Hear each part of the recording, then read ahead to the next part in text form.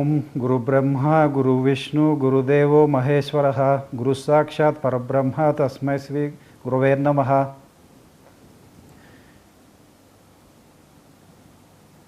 ఈరోజు త్రిమత ఏకైక గురువు, ఆధ్యాత్మిక సామ్రాజ్య చక్రవర్తి, హిందూ జ్ఞాన ధర్మ ప్రదాత, త్రైత సిద్ధాంత ఆదికర్త శ్రీ శ్రీ శ్రీ ఆచార్య ప్రబోధానంద యోగేశ్వరుల వారి జన్మదిన సందర్భముగా ఆయన ఆశీస్సులతో ఈ జ్ఞాన ప్రసంగాన్ని ప్రారంభించుకుందాం. సరే, ఏం మాట్లాడుకుందాం ఈరోజు? జ్ఞానం. సరే, నేను అనుకున్న టాపిక్కే మీకు చెప్తానులేండి. నిధి అనే దాని గురించి మొదట నేను మాట్లాడతాను. నిధి. సరేలే, ప్రపంచపరంగా నిధి అంటే ఏంది ఆలోచిస్తే ఏం చెప్పొచ్చు? నిధి అంటే ఏదో దాచిపెట్టుబడి ఉన్న పెద్ద ధనం. ధనం అనేది ఏ రూపంలో అయినా ఉండొచ్చు. అదేమీ బంగారం ఉండాల్సిన పని లేదు, వజ్రాలు ఉండాల్సిన పని లేదు. విలువైన వస్తువులు ఏదైనా కానీ దాచిపెట్టబడి ఉంటే, రహస్యంగా ఉంటే అప్పుడు దానిని నిధి అంటారు. అర్థమైనా? నిధి అంటే ఏందో? సరే, ఇప్పుడు నిధులతో మాకేం పని అంటే చెప్తాం. మేము ప్రపంచపరంగా ఉండే నిధుల గురించి చెప్పాలనుకోవట్లేదు, ఆధ్యాత్మిక పరంగానే చెప్తాం. ఏదైనా కానీ చెప్తాం. ఇంకా మామూలుగా నిధి గురించి మొత్తం నీట్గా క్లారిటీగా చెప్పాను. మొదట నిధి అంటే ఏమని చెప్పినాం? దాచిపెట్టబడి ఉంది అని చెప్పాము. ఇంకా విలువైనది దాచిపెట్టాలా? అడ్డమైన శతంతో దాచిపెడితే నిధి అంటారా? అడ్డమైన శతం దాచిపెడితే నిధి అనరు. విలువైందైతేనే అది నిధి అంటారు. రహస్యంగానే ఉండాలి. మళ్ళా రహస్యంగా కాంది నిధి అవుతుంది అనుకుంటున్నారా? కాదు, రహస్యంగా లేని నిధి కాదు. మీ ఇంట్లో బీరువాలో పెట్టుకుంటే డబ్బులు దాచిపెట్టే అది నిధి అనుకుంటున్నారా? అదేం రహస్యం? ఊరంతా తెలుసు, కుటుంబానికి తెలుసు, బంధువులకు తెలుసు, దొంగలకు కూడా తెలుస్తుంది బీరువాలో దాచిపెట్టుకుంటారు. అది నిధి కాదు. ఎవరైతే దాచిపెడతారో వాడికి మాత్రమే తెలిసి ఉంటే అప్పుడు దాన్ని నిధి అంటారు. ఎప్పుడైతే అది ఇంకా పక్కనోడికి తెలిసిందే అనుకో, అది ఇంకా నిధి కాకుండా పోతుంది. నిధి ఎట్ట అవుతుంది ఇంకా అది? సరే, ఇప్పుడు నిధి అంటే ఏమని చెప్పినాం? విలువైంది అయి ఉండాలని చెప్పినామా లేదా? ఓకే. అంటే రహస్యంగా ఉండాలని కూడా చెప్తున్నామా లేదా? బాగానే ఉంది. ప్రపంచంలో ఇంకా రకరకాల నిధులు ఉంటాయని చెప్తున్నాం కదా. ఎక్కడైనా దాచిపెట్టవచ్చు. ఏం భూమి తవ్వైనా దాచిపెట్టవచ్చు, లేకపోతే సినిమాలో చూపించినట్టు ఏదో కోటలో దాచిపెట్టవచ్చు, లేకపోతే బావిలో దాచిపెట్టవచ్చు, ఎట్టయినా దాచిపెట్టవచ్చు. ఏ విధంగా దాచిపెట్టినా విలువైంది దాచిపెడితే ఎవరు తెలియకున్నప్పుడు అది నిధి అవుతుంది. విలువైంది ఏ రూపంలో అయినా ఉండొచ్చు. బంగారం ఉండొచ్చు, నగలు ఉండొచ్చు, వజ్రాలు ఉండొచ్చు, ఆయుధాలైనా ఉండొచ్చు. ఆయుధాలు ఎందుకు విలువైతే అంటే దాచిపెట్టినోడికి విలువైనవి. నీకు విలువ కాకపోవచ్చు లేదు, దాచిపెట్టినోడికి అవి విలువైనవేమో. దాచిపెట్టినోడికి వాడి ఇంట్లో బట్టలేని దాచిపెడతాడేమో, వాడికి అది నిధే కదా దాచిపెట్టినోడికి లెక్క ప్రకారం. సరే, నిధి అనే దాని గురించి చెప్పుకుందాం. అంటే ప్రపంచపరంగా నిధులు. ప్రపంచపరంగా ఉండే నిధులు ఎవరు తయారు చేస్తారు? మనుషులే తయారు చేసుకుంటారు. ఎప్పుడైనా కానీ మనుషులు వాళ్ళ అవసరాల నిమిత్తం దాచిపెట్టుకోవాలనే ఉద్దేశంతో తయారు చేసి పెట్టుకుంటారు నిధి అనేది. తర్వాత మళ్ళీ ఎప్పుడు ఉపయోగించుకోవడానికి తెచ్చిపెట్టుకుంటారు. అది వేరే విషయం, మనకు అవసరం లేదు. మనం ఆధ్యాత్మికమే కదా మాట్లాడుకోవాల్సింది, ప్రపంచం కాదు కదా మాట్లాడేది. మరి ఆధ్యాత్మిక పరంగా నిధి అంటే ఏమొస్తుంది ఆలోచన చేయండి కొంచెం. ఏమేంటది నిధి అంటే? ఆధ్యాత్మికం అంటే దేవునికి సంబంధించిన విషయమే ఉంటుంది కదా. మరి దేవునికి సంబంధించిన విషయంలో నిధి అంటే ఏమైంటుంది అనేది కొంచెం ఆలోచించాల్సి వస్తుంది మనం ఇక్కడ. ఇందాక నిధి అంటే ఏం చెప్తాం? గొప్పదే ఉండాలా, రహస్యమైందే ఉండాలా. ఇప్పుడు ఆధ్యాత్మిక ప్రకారం మాట్లాడుకుంటే ఆధ్యాత్మిక నిధి అంటే దైవనిధి అని మాట్లాడుకుంటే, దేవునికి సంబంధించిన నిధి అంటే దేవుడే తయారు చేసిన నిధిని మనం ఆధ్యాత్మిక పరంగా నిధిగా ఇక్కడ ఆలోచిస్తున్నాం. దేవుడు తయారు చేసిన, మనుషులు తయారు చేసే దాని గురించి మాట్లాడట్లేదు నేను ఇక్కడ. సరే, దేవుడు ఏం తయారు చేస్తాడు అనేది ప్రశ్న వేసుకోవాలి కదా. ఆలోచించండి కొంచెం. ఆలోచిస్తే ఏమేమి ఆలోచనలు, ఇంకా ఏమేమి ఆలోచించచ్చు చెప్పండి. ఇదంటే మీకు ఉపయోగపడేది అంటే విలువైందని చెప్పామే లేదు ఇందాక నిధి అంటే. మరి ఇక్కడ కూడా ఏదో ఉపయోగపడేదే దేవుడు తయారు చేసి పెట్టాడు. అర్థమైందా? మామూలు నిధి అంటే ఉపయోగపడేది అని చెప్పినా, విలువైందని చెప్పామే లేదా? ఇక్కడ కూడా దేవుని పరంగా కూడా నిధి అంటే ఏమిటి? ఏదో గొప్పదైనది. గొప్పదైనది ఎట్లా? నీకు బాగా ఉపయోగపడేదని కూడా చెప్తున్నాం ఇక్కడ. ఈ నిధి రహస్యంగా కూడా ఉంది. ఈ నిధిని తయారు చేసింది ఎవరు? దేవుడు తయారు చేశాడు. దేవుడు తయారు చేసిన నిధి ఏమిటి అంటే జ్ఞానము. దేవుని జ్ఞానమే దేవుని నిధిగా చెప్పవచ్చును. అర్థమైందా? జ్ఞానం ఎంతో విలువైనది, చాలా విలువైనది. ఎలా విలువైందని కూడా చెప్తాం, వివరిస్తాం. జ్ఞానం అనేది చాలా విలువైంది, ఇంకా చాలా రహస్యంగా కూడా ఉంది దైవ జ్ఞానం అనేది. అదేనా? సరే ఇప్పుడు ఇవన్నీ మాకెందుకు, ఏం చేసుకుంటామంటే నువ్వే చెప్పినావు కదా, ఇప్పుడు నీదని చెప్పినావు, నీదని చెప్పిస్తే రహస్యం అయిపోయింది కదా, రహస్యం అయిపోయిందంటే మేమేం చేస్తాం, మేమేంటో తెలుసుకుంటామని మీకు ప్రశ్న రావచ్చు. రావాలా కూడా, రావాలా. మనుషులు తయారు చేసిన నిధిని అయితే ఎవడో ఛేదిస్తాడు, అది మనుషులు సొంత తెలివితో తయారు చేసుకున్నారు. ఇంకో అవతలవాడు ఇంకో మనిషి బాగా తెలివైనడైతే వాడు ఇంకా ఛేదిస్తాడు అట్లాంటి నిధిని ఏదైనా కానీ. దేవుడే తయారు చేసిన నిధి చాలా గొప్పదైనది, చాలా రహస్యంతో కూడుకున్నది. దీన్ని మనుషులు వాళ్ళ సొంత బుద్ధితో కనిపెట్టగలరు అనుకుంటున్నారా? అవుతుంది అనుకుంటున్నారా? కాదు, కుదరదు. మన బుద్ధితో దేవుడు తయారు చేసిన ఈ నిధిని అంటే ఈ జ్ఞానాన్ని కనిపెట్టలేము. దేవుడి జ్ఞానము దేవుడే చెప్పాలి. ఆయన ఏ నిధిని అయితే తయారు చేశాడో అంటే ఆ జ్ఞానాన్ని, రహస్యంగా పెట్టిన ఆ జ్ఞానాన్ని, ఆ నిధిని మళ్ళీ ఆయనే వెలికి తీయాలి. అంటే మళ్ళీ ఆయనే వచ్చి ఆ జ్ఞానాన్ని తిరిగి బయటకు చెప్పాలా. దాచిపెట్టింది ఎవరు? ఆయనే కదా. ఆయన దాచిపెట్టింది మనం జీవులం కనిపెట్టగలమా, మన మనుషులు బయటకు తీయగలం అనుకుంటున్నారా? కాదు, కుదరదు. అంత తెలివి మనుషులకి లేదు, ఏ జీవికి ఉండదు అంత తెలివితేటలతో సంబంధం పడిన విషయం కూడా కాదు ఇది. దేవుడే తయారు చేసిన పెట్టిన నిధి చాలా గొప్పది, విలువైనది. అంటే జ్ఞానం, దేవుని జ్ఞానము ఎంతో విలువైనది, చాలా రహస్యమైనది కూడా. అందుకు ఇక్కడ నిధి అంటే ఆధ్యాత్మిక పరంగా మనం మాట్లాడుతున్నప్పుడు నిధి అంటే ఏమని చెప్తున్నాం? జ్ఞానాన్నే, దేవుని జ్ఞానాన్నే నిధి అని చెప్తున్నాం. సర్లే, ప్రపంచ నిధి గురించి మాట్లాడుకున్నప్పుడు పలానా చోట దాచిపెట్టినాం, లేకపోతే ఏదో ఎక్కడైనా దాచిపెట్టడం అంటే ఇప్పుడు ఏడన్నా భూమి తవ్వి గుంతలో దాచిపెట్టచ్చు, లేకపోతే ఏదో బావిలో దాచిపెట్టచ్చు, కోటలో దాచిపెట్టచ్చు. ఇది ఎక్కడ దాచిపెట్టినాడని ప్రశ్న రావాలి కదా మీకు. దేవుని జ్ఞానాన్ని దేవుడు ఎక్కడ రహస్యంగా దాచిపెట్టినాడు? రహస్యంగా పెట్టినాడు మంచిదే, కానీ ఎక్కడ దాచిపెట్టినాడు అనే ప్రశ్న వేసుకోవాలి కదా మీరు. ఎక్కడ దాచిపెట్టాడో తెలుసు, కనీసం ఎక్కడ వెతకచ్చు, కనీసం అవగాహన ఉంటుంది కదా. ఎక్కడ దాచిపెట్టింటాడు అంటారు మరి చెప్పండి? ఎక్కడ ఏంటంటే ఎక్కడ? మీ శరీరమే, మీ శరీరంలోనే దేవుడు ఆయన జ్ఞానాన్ని ఇమిడ్చిపెట్టాడు. ఎలా అంటే అది కూడా చెప్తాం, వివరిస్తాం. దేవుని జ్ఞానం అంటే దేవుని నిధి ఎక్కడుంది, ఎక్కడ దాచిపెట్టబడి ఉంది? మీ శరీరంలోనే దాచిపెట్టబడి ఉంది. మీ శరీరంలో ఉన్న ఆ దైవ జ్ఞానాన్ని, రహస్యంగా ఉన్న దైవ జ్ఞానాన్ని, ఆ నిధిని మళ్ళీ ఎవరు వెలికి తీయాలా? దాచిపెట్టినోడే రావాలి కదా, మళ్ళీ తప్పదు కదా. అందుకే దాచిపెట్టినోడే వచ్చి ఎవరు? దేవుడే వచ్చి మళ్ళీ స్వయంగా దేవుడే దాన్ని వెలికి తీస్తే కానీ అది బయటపడదు. ఏది? దేవుని నిధి. మరి అలాంటప్పుడు దేవుడు ఏం చేయాలా? రావాల్సిందే కదా, తప్పదు కదా. జీవులకేమో జ్ఞానం అవసరం, మన అవసరం అది. మనకు అవసరం ఉన్నప్పుడు ఆ జ్ఞానం చెప్పగలిగేది ఎవరు? ఆ నిధిని ఛేదించగలిగేది ఎవరు? ఆ రహస్యంగా ఉన్న నిధిని బయటకు తీయగలిగేది ఎవరు? దాచిపెట్టిన ఆయనే, దేవుడే. మనం తీయలేము. మరి ఆయన ఏం చేయాలో? రావాల్సిందే కదా, తప్పదు. మరి ఆయన ఏం చేస్తాడు? భగవంతుని మాదిరి జన్మించి, భగవంతునిలాగా జన్మించి మన శరీరంలో ఉన్నటువంటి జ్ఞానాన్ని ఆయన వెలికి తీసి మళ్ళీ తిరిగి మనకు చెప్తున్నాడు. అర్థమైందా? ఎందుకు దేవుడు రావాల్సి వస్తుందంటే ఆయన కప్పిపెట్టిన జ్ఞానాన్ని ఆయనే తీసి చెప్పాలా. ఆయనే రహస్యంగా తయారు చేసి పెట్టబడి ఉన్న జ్ఞానాన్ని ఆయన చేతనే తయారు చేయబడింది కదా జ్ఞానము, మళ్ళీ ఆయనే తిరిగి బయటకు చెప్పాలా.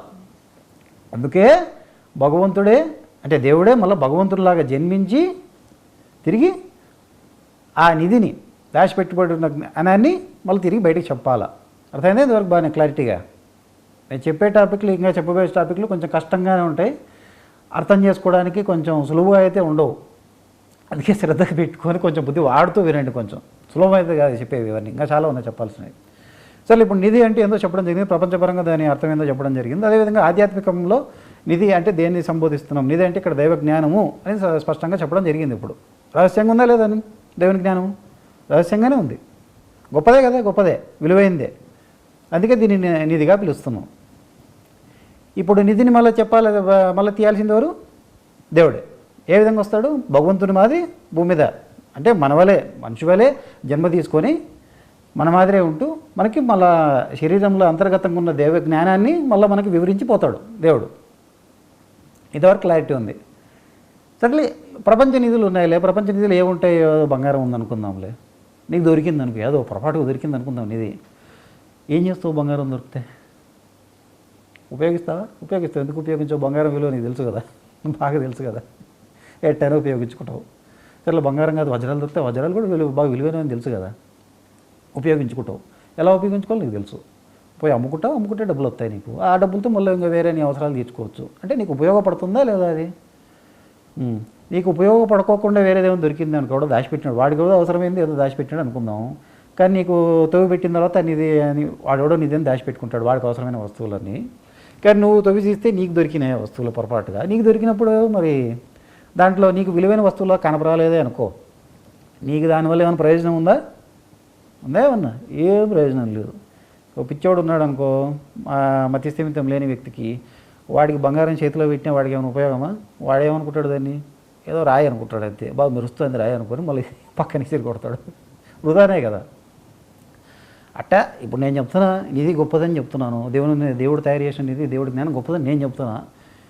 ఎందుకంటే దాని గొప్పదనం నాకు తెలుసు, దాని విలువ నాకు తెలుసు, అది ఎలా ఉపయోగించుకోవాలో నాకు తెలుసు కాబట్టి అది గొప్పదని నేను చెప్తున్నా. ఇప్పుడు వినేటోళ్ళు మీరు ఉన్నారు, మీకు అది గొప్పదని నేను ఊరికే చెప్తున్నానని మీరు ఊరికే గొప్పదంటే ఎట్ట కుదురుతుంది? మీకు ఎలా ఉపయోగపడుతుందో మీకు తెలియాలి కదా. మీకు తెలిస్తేనే దాన్ని ఉపయోగించుకునేది తెలిస్తేనే అది ఎంత గొప్పదైంది అని మీకు విలువ తెలిస్తేనే మీరు ఉపయోగించుకోగలుగుతారు. మీకు వినియోగించుకునేది రాకపోతే అని ఇదిని మీకు ప్రయోజనం లేనట్టే కదా, దొరికినా వేస్ట్, వృధానే కదా. మరి ఇప్పుడు ఏ నిధి గురించి మాట్లాడుకుంటాం? దేవుడు తయారు చేసిన నిధి గురించి మాట్లాడంటే దేవుడి జ్ఞానాన్ని. మరి దేవుడి జ్ఞానం ఏ విధంగా వినియోగించుకోవాలనేది మీకు తెలిసి ఉండాలి కదా. చేతికి నిధి దొరికితే సరిపోదు, ఆ నిధిని మళ్ళీ వినియోగించుకోవాలా లేదా? వినియోగించుకోకపోతే ఉరికెత్తి మళ్ళీ భూమిలో ఉన్నది తవ్వి తీసుకొని బయట తెచ్చిపెట్టుకుంటే మీరు మళ్ళీ మీ ఇంట్లో దాచిపెట్టుకుంటే ఏం ప్రయోజనం? అది ఇది ఏమైనా ప్రయోజనం ఉందా? మరి ఇంకా దొరికేం ప్రయోజనం మీకు? అంటే దేవుడిచ్చిన జ్ఞానం అయినా ఆయన వెలికి తీసి మళ్ళీ మనకు చెప్తున్నప్పుడు, మనకు చెప్పిన తర్వాత మళ్ళీ మనం వినియోగించుకోకపోతే వృధానే కదా. వృధా అవుతుంది, నిజంగానే వృధా అవుతుంది. మరి ఏం చేయాలి? ఇప్పుడు ఉపయోగించుకునేది తెలుసుకోవాలా, జ్ఞానాన్ని ఎలా వినియోగించుకోవాలా. జ్ఞానం అంటే ఏది మొదట అది చెప్పండి. ఇప్పుడు బంగారం అంటే తెలుసు, అది వస్తువు, రాయో లేకపోతే యాదవట్లేదు, బాగా విలువైన వస్తువు అది. ఆ విలువైన వస్తువు విలువ అంటే 10 మందికి తెలుసు, అందరికీ తెలుసు అది ఎంత విలువైందో. ఆ విలువైందని అనుకొని ఏం చేస్తారు? ఎవరికైతే ఇంకా బాగా దానికి మంచి రేట్ ఇస్తాడో వాడి దగ్గర పోయి అమ్మేస్తారు. ఆ వస్తువు విలువైందని తెలుసు కాబట్టి, దాన్ని ఎలా అమ్మాలో తెలుసు కాబట్టి, ఎవడు కొంటాడో తెలుసు కాబట్టి వాడి దగ్గర పోయి అమ్మేస్తారు, మీకు డబ్బులు వస్తాయి, మీరు అట్లా ఉపయోగించాలి. లేకపోతే ఏ విధంగా ఉపయోగించుకోవచ్చు. ఇప్పుడు దేవుడి జ్ఞానం అంటే ఏంది? ఎలా వినియోగించుకోవాలి? జ్ఞానం అంటే జ్ఞానం, మళ్ళీ దానికి ప్రత్యేకంగా ఏం చెప్తాం? ఇంగ్లీష్లో చెప్పాలంటే నాలెడ్జ్ అంటారు, విద్య. జ్ఞానం అంటే విద్య, బ్రహ్మ విద్య అంటారు. విద్యను ఏ విధంగా వినియోగించుకుంటారు? అలా ప్రపంచంలోనే విద్యలు ఉన్నాయి కదా. ప్రపంచంలో ఇప్పుడు డాక్టర్ చదువు ఉంది, అదో విద్యనే కదా. భౌతిక శాస్త్రం ఉంది, దాని పరంగా ఎన్నో విద్యలు ఉన్నాయి కదా. ఆ విద్య నేర్చుకున్న తర్వాత ఏం చేస్తారు? ఆ విద్యకు తగ్గట్టు ఉద్యోగం చేస్తారా లేదా? విద్య నేర్చుకుని ఉద్యోగం చేయకపోతే ఏం ప్రయోజనం? ఇప్పుడు డాక్టర్ విద్యనే కాకుండా ఇంకా రకరకాల విద్యలు ఉన్నాయి. కంప్యూటర్ సైన్స్ అదో విద్యనే అనుకున్నావు. కంప్యూటర్ సైన్స్ నేర్చుకున్న తర్వాత ఏం చేస్తారు? నువ్వు సాఫ్ట్వేర్ ఇంజనీరింగ్ ఉద్యోగం చేస్తే నువ్వు చదువుకున్న విద్యకి, నువ్వు నేర్చుకున్న పనికి ఏదో ఒకటి ఫలితం ఉంటుంది. నీకు ఉద్యోగం వస్తే ఉద్యోగం ద్వారా మళ్ళీ నీకు లాభం పొందుతావు. ఇప్పుడు జ్ఞానం అనేది కూడా విద్యనే అని చెప్తున్నాం కదా, బ్రహ్మ విద్య అని చెప్తున్నాం. జ్ఞానం అనేది కూడా విద్యనే. మరి ఎక్కడ ప్రపంచ విద్యలు నేర్చుకున్న తర్వాత పలానా ఉద్యోగం చేస్తే నీకు కొంచెం డబ్బుల ద్వారా ఏదో లాభం అనేది పొందుతుంది. ఆ లాభం నువ్వు ఏ విధంగా వినియోగించుకోవచ్చులే. నీకు ప్రపంచంలో డబ్బులు ఎలా వినియోగించుకోవాలో అందరికీ తెలుసు, అదే పెద్ద నేను ప్రత్యేకంగా చెప్పాల్సిన అవసరం లేదు. ఇప్పుడు బ్రహ్మ విద్య అంటే జ్ఞానం, దేవుడు తయారు చేసిన నిధిలో నుంచి వచ్చే జ్ఞానం. ఆ జ్ఞానం అనేది కూడా బ్రహ్మ విద్య అని చెప్తున్నాం. ఈ విద్యను ఎలా వినియోగించుకోవాలి? మీరు ఎక్కడైనా ఉద్యోగం చేయాల్సిందే, తప్పదు. ఏమిటా ఉద్యోగం అంటే? యోగం చేయమంటాం, ఉద్యోగం కాదు, యోగం చేయాలా. సరే, ఎలా చేయాలా, ఏం చేయాలా అనేది కూడా తెలిసి ఉండాలి. ఏం చేయాలంటే అక్కడే విద్యలో. ఇప్పుడు డాక్టర్ ఎలా నువ్వు డాక్టర్ లాగా సాఫ్ట్వేర్ ఇంజనీర్లు మాత్రం ఏదో కంప్యూటర్ మాత్రం ఏం చేయాలి, ఎలా చేయాలంటే ఎక్కడ తెలుసుకుంటావు? నీ చదువులోనే తెలుస్తుంది. నువ్వు డాక్టర్లాగా అసలు ఏం చేయాలా, ఏం పని చేయాలంటే నీ చదువులో తెలుస్తుంది. అంటే ఏం చేయాలా, జ్ఞానం తెలుసుకున్న తర్వాత ఏం చేయాలంటే జ్ఞానంలోనే ఉంది ఏం చేయాలనేది. అది మళ్ళీ ఇంకా వివరించుకుంటాం ఏ విధంగా వినియోగించుకుంటాం వాళ్ళు మీరు అని మళ్ళీ తర్వాత వినియోగించుకుంటాం మళ్ళీ వచ్చే తర్వాత. ఇంకా దానికంటే ముందు ఇప్పుడు నిధి అనే దాని గురించి చెప్పడం జరిగింది. సర్లే, నిధి ఏందని చెప్పడం జరిగింది, దేవుడు తయారు చేసిన నిధి ఎంత గొప్పదని చెప్పడం జరిగింది, మళ్ళీ దేవుడే వచ్చి దాన్ని వెలికి తీస్తాడని కూడా చెప్పడం జరిగింది. ఇప్పుడు మనం కొన్ని తెలుగులో ఒక పదం గురించి వివరం ఇస్తాం మీకు స్పష్టంగా క్లారిటీ ఉండడానికి. ఇప్పుడు ప్రతి అనే తెలుగు పదం, ప్రతి ఈ కాదు ప్రతి అంతే. దానికి అర్థం ఏమొస్తుంది తెలుసా? ప్రతి అనే పదానికి అర్థం బదులుగా, అంటే ఒకదానికి బదులుగా లేకపోతే మారుగా, ఒకదానికి మారుగా ఇంకో దాన్ని ప్రతి అంటాం. ఆ బదులుగా ఉన్నది ఏదైనా ఉండొచ్చు, అయినా ఉండొచ్చు మొదటి దానికి, రెండోది లేకపోతే భిన్నంగా ఉండొచ్చు, లేకపోతే వ్యతిరేకంగా అయినా ఉండొచ్చు. అంటే కొన్ని ఉపమానాలు కూడా చెప్తాం వినండి స్పష్టంగా. ఇప్పుడు ఓ మనిషి వాడు మాటలు మాట్లాడుతున్నాడు అనుకో, దాన్ని ఏమంటారని చెప్పినా వాదన అంటారని చెప్పామే లేదా? వాదన అంటారు. వాడు ఇప్పుడు వాదనకి ప్రతి అంటే ఇప్పుడు ఒకడు మాట్లాడుతా అంటే వాడు వాదన అంటాడు, అవతలోడు ఇంకోడు వాడికి వ్యతిరేకంగా వాడు మాటలు మాట్లాడుతున్నాడే అనుకో, దాన్ని ఏమంటారు? వాడిని అవతలోడు మాట్లాడేదాన్ని ప్రతివాదన అంటారా కదా? అంటే ఇక్కడ మొదట వాదన అనేది ఉంది, తర్వాత ఇంకోటి దానికి ఆపోజిట్గా, అంటే ఆపోజిట్గా దానికి బదులుగా, మొదటి దానికి సమాధానపరిచేటట్టుగా, రెండవది బదులుగా వచ్చేటట్టుగా ఎట్టుంది? ప్రతివాదన అయింది. అర్థమైందా? మొదటి దాన్ని బదులుగా ఉండే రెండో దాన్ని ప్రతి అంటారు. ఇప్పుడు హేతువాదం ఉంది. హేతువాదం అంటే ఏంది? ప్రశ్నించడం. హేతువాదానికి ప్రతిగా ఏముంటుంది అంటే, ప్రశ్నకి ప్రతిగా ఏముంటుంది? జవాబు ఉంటుంది బదులుగా. హేతువాదానికి ప్రతి ఏముందంటే ప్రతివాదం ఉంది. అర్థమైందా? హేతువాదం అంటే ప్రశ్నించే వాదన, తెలుసుకోవాలనే ఉద్దేశంతో అడిగే ప్రశ్నించే వాదన. ప్రతివాదం అంటే దానికి ప్రతిగా ఉండే వాదన అనేది జవాబే కదా.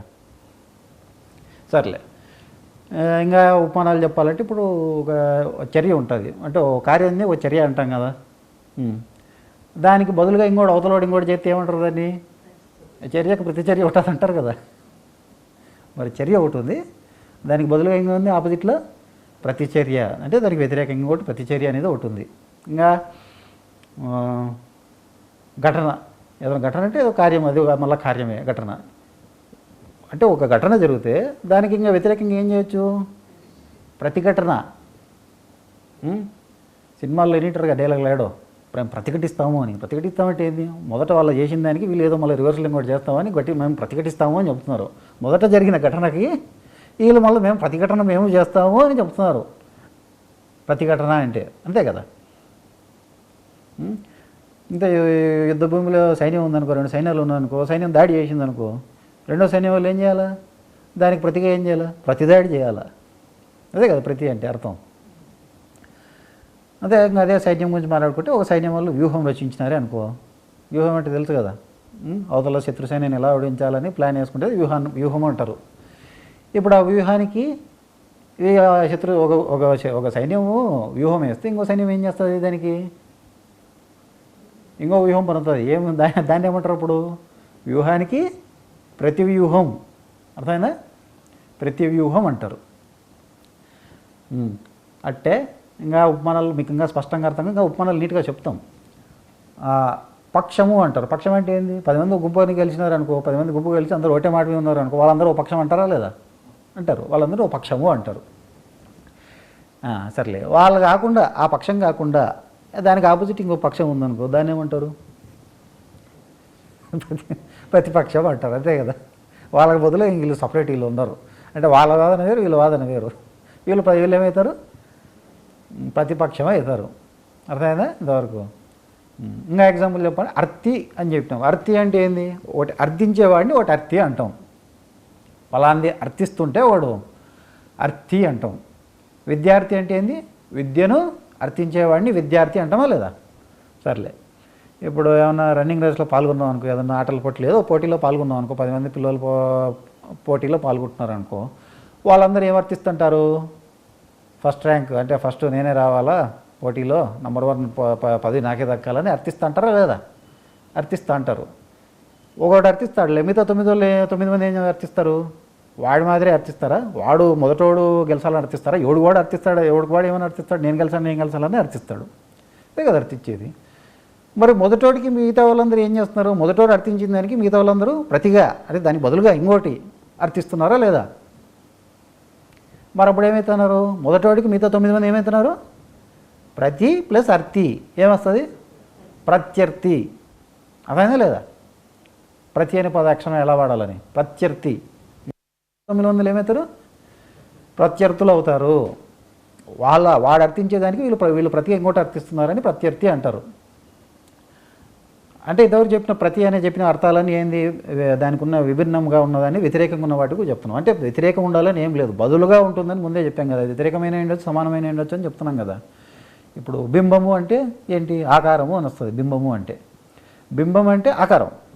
ఇప్పుడు అద్దం ఉందనుకో, లేకపోతే నీటిలోనే చూసుకున్నాం అనుకో, ఈ బింబం అంటే ఆకారానికి, నీటిలో ఏం కనపడుతుంది అంటే అద్దంలో ఏం కనపడుతుంది నీకు? ఆపోజిట్ ప్రతిబింబం కనపడుతుంది. అంటే దీనికి బదులు ఇంకోటి కనపడుతుందని నీకు అర్థం. అదే కదా ప్రతిబింబం అంటే. ఇక్కడ ప్రతి అంటే మరి సమానంగానే వచ్చింది కదా. నీ ఆకారానికి విరుద్ధంగా ఏమైనా ఉంటుందా? నువ్వు ఎట్టుంటో అట్టే ఉంటుంది కదా అద్దంలో కూడా ఆకారం. మొదట ఉన్న ఆకారానికి సేమ్ సమానంగానే ఉంటుంది. అంటే బదులుగా ఉందని చెప్పాం కానీ అది వ్యతిరేకమైన ఉండొచ్చు, ముందు ఇందాక చెప్పిన ఉపమానాల మాదిరి, లేకపోతే సమానంగానే ఉండొచ్చు ఇప్పుడు చెప్పే ఉపమానాల మాదిరి. బింబం అంటే ఆకారము, ప్రతిబింబం అంటే దాని ప్రతిగా ఉన్నటువంటి ఇంకో ఆకారం. ఏది ఎక్కడ కనపడుతుంది నీకు? అద్దంలో కనపడుతుంది. దాన్ని ప్రతిబింబం అంటాం. ధ్వని అనుకో, శబ్దం అనుకో, శబ్దాన్ని ఏమంటారు? ధ్వని అంటారు కదా. శబ్దాన్ని ధ్వని అంటాం మనం. సరే, ఇప్పుడు గృహలోకి పోయో లేకపోతే ఖాళీ రూమ్లోకి పోయి, వస్తువులు లేని రూమ్లోకి పోయి నువ్వు మాట్లాడిన అనుకో, శబ్దం చేసిన ధ్వని, శబ్దం పుట్టిస్తే దాని ధ్వని అంటే నీకు మళ్ళీ తిరిగి ఏమని పెడుతుంది? ప్రతిధ్వని. ప్రతిధ్వని అనేది నీకు వినపడుతుందా లేదా? రివర్స్లో మళ్ళా ఇక్కడ మళ్ళీ సమానమే కదా, మొదట వచ్చిన దానికి సమానంగానే ఉంటుంది కదా ప్రతిధ్వని కూడా. అంటే ఒక గ్రంథకర్తనో లేకపోతే పుస్తకం రాసే వ్యక్తితో, పుస్తకం రాయడానికి ఎన్ని రాస్తాడు? ఒకటే రాస్తాడు. ఒకటి రాసి మళ్ళీ 10 మందికి పంచాలంటే ఏం చెప్తాడు? 10 మందికి సపరేట్గా రాసి ఒక పుస్తకం రాయడు కదా. మొదటి దానికి బదులుగా ఇంకో కాపీలు తయారు చేస్తాడా లేదా? ఇంకో 10 కాపీలో, 100 కాపీలో, 1000 కాపీలో. మరి ఆ కాపీలన్నింటినీ ఏమంటారు? ప్రతులు అంటారా లేదా? మొదట రాయబడిన పుస్తకానికైనా గ్రంథానికైనా మొదట రాసిన దాన్ని మళ్ళీ 100 మందికి పంచాలంటే దాన్ని ఏం తయారు చేస్తారు? దాని ప్రతులు తయారు చేస్తారు. ప్రతులు అంటే ఏంది? నకలు అంటే కాపీ, ఒరిజినల్. అంటే ఇక్కడ సమానమే కదా, మళ్ళీ వ్యతిరేకం ఏం కాలే కదా ఇక్కడ కూడా ప్రతి అంటే. మరి ఇక్కడ ప్రతి అంటే పదానికి మీకు అర్థమైందా లేదా? ఇప్పుడు బాగా స్పష్టంగా అర్థమైంది. నేను ఉపమానాలు బాగానే చెప్పాను కదా, అర్థమైంది కదా. ప్రతి అనే పదానికి అర్థమైంది కదా మీకు. అసలు బాగానే ఉంది. ఇందాక నిధి అనుకుంటే చెప్పాము. ఇప్పుడు మీరు కొంచెం మీ బుద్ధి వాడండి. ప్రతినిధి అనే పదం మీకు చెప్పడం జరుగుతుంది. ప్రతినిధి విడదీసుకొని చూస్తే అదే కదా. ప్రతినిధి అనే పదంలో ముందర ప్రతి ఉంది, తర్వాత నిధి ఉంది. ఇప్పుడు మీకు మొదట నిధి అనే దాని గురించి మీకు చెప్పడం జరిగింది వివరంగా, నిధి అంటే ఏమిటి అని.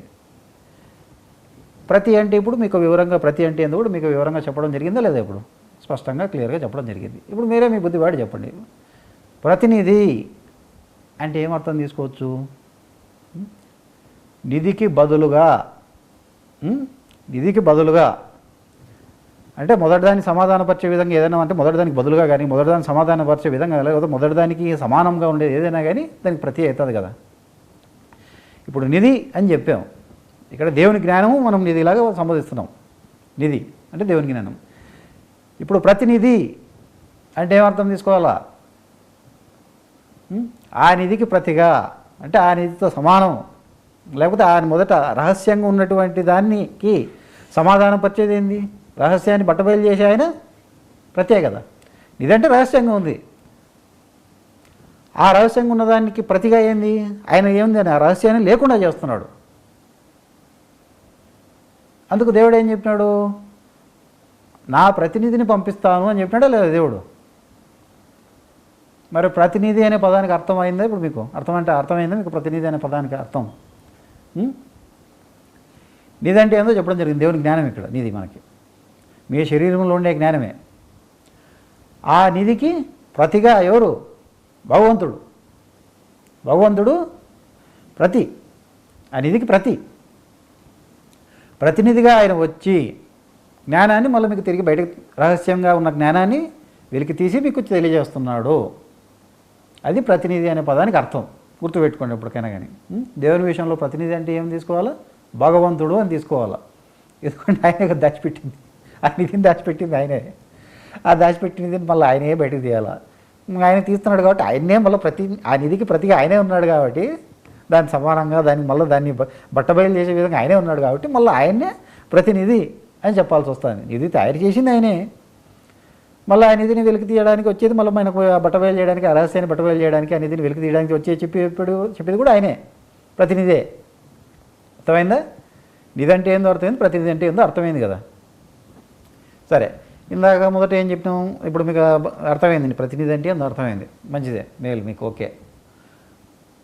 ఇప్పుడు ఇందాక మొదట ఏం చెప్పాము, నిధి అంటే జ్ఞానం అని చెప్పినాం. అది ఎలా వినియోగించుకోవాలో తెలియనప్పుడు మీకు ప్రయోజనం లేదు కదా. ఇప్పుడు మతి స్థిమితం లేని వ్యక్తికి బంగారం దొరికిన ప్రయోజనం లేదు కదా. అంటే జ్ఞానం అనే విలువ తెలియనప్పుడు, జ్ఞానం ఏ విధంగా వినియోగించుకోవాలో తెలియలేనప్పుడు జ్ఞానం దొరికినా మనకు ప్రయోజనమా? ఇప్పుడు మతి స్థిమితం లేని వ్యక్తికి బంగారం దొరికినట్టు మనకు ఎవరికి దొరికినట్టు అవుతుంది కదా. మనకు వినియోగించుకునేది రాకపోతే అంతే కదా, సేమ్ అనేది కదా, వేస్టే కదా, మనకు కూడా అది తప్పు అవుతుంది కదా. మరి ఎలా వినియోగించుకోవాలో కూడా చూద్దాం.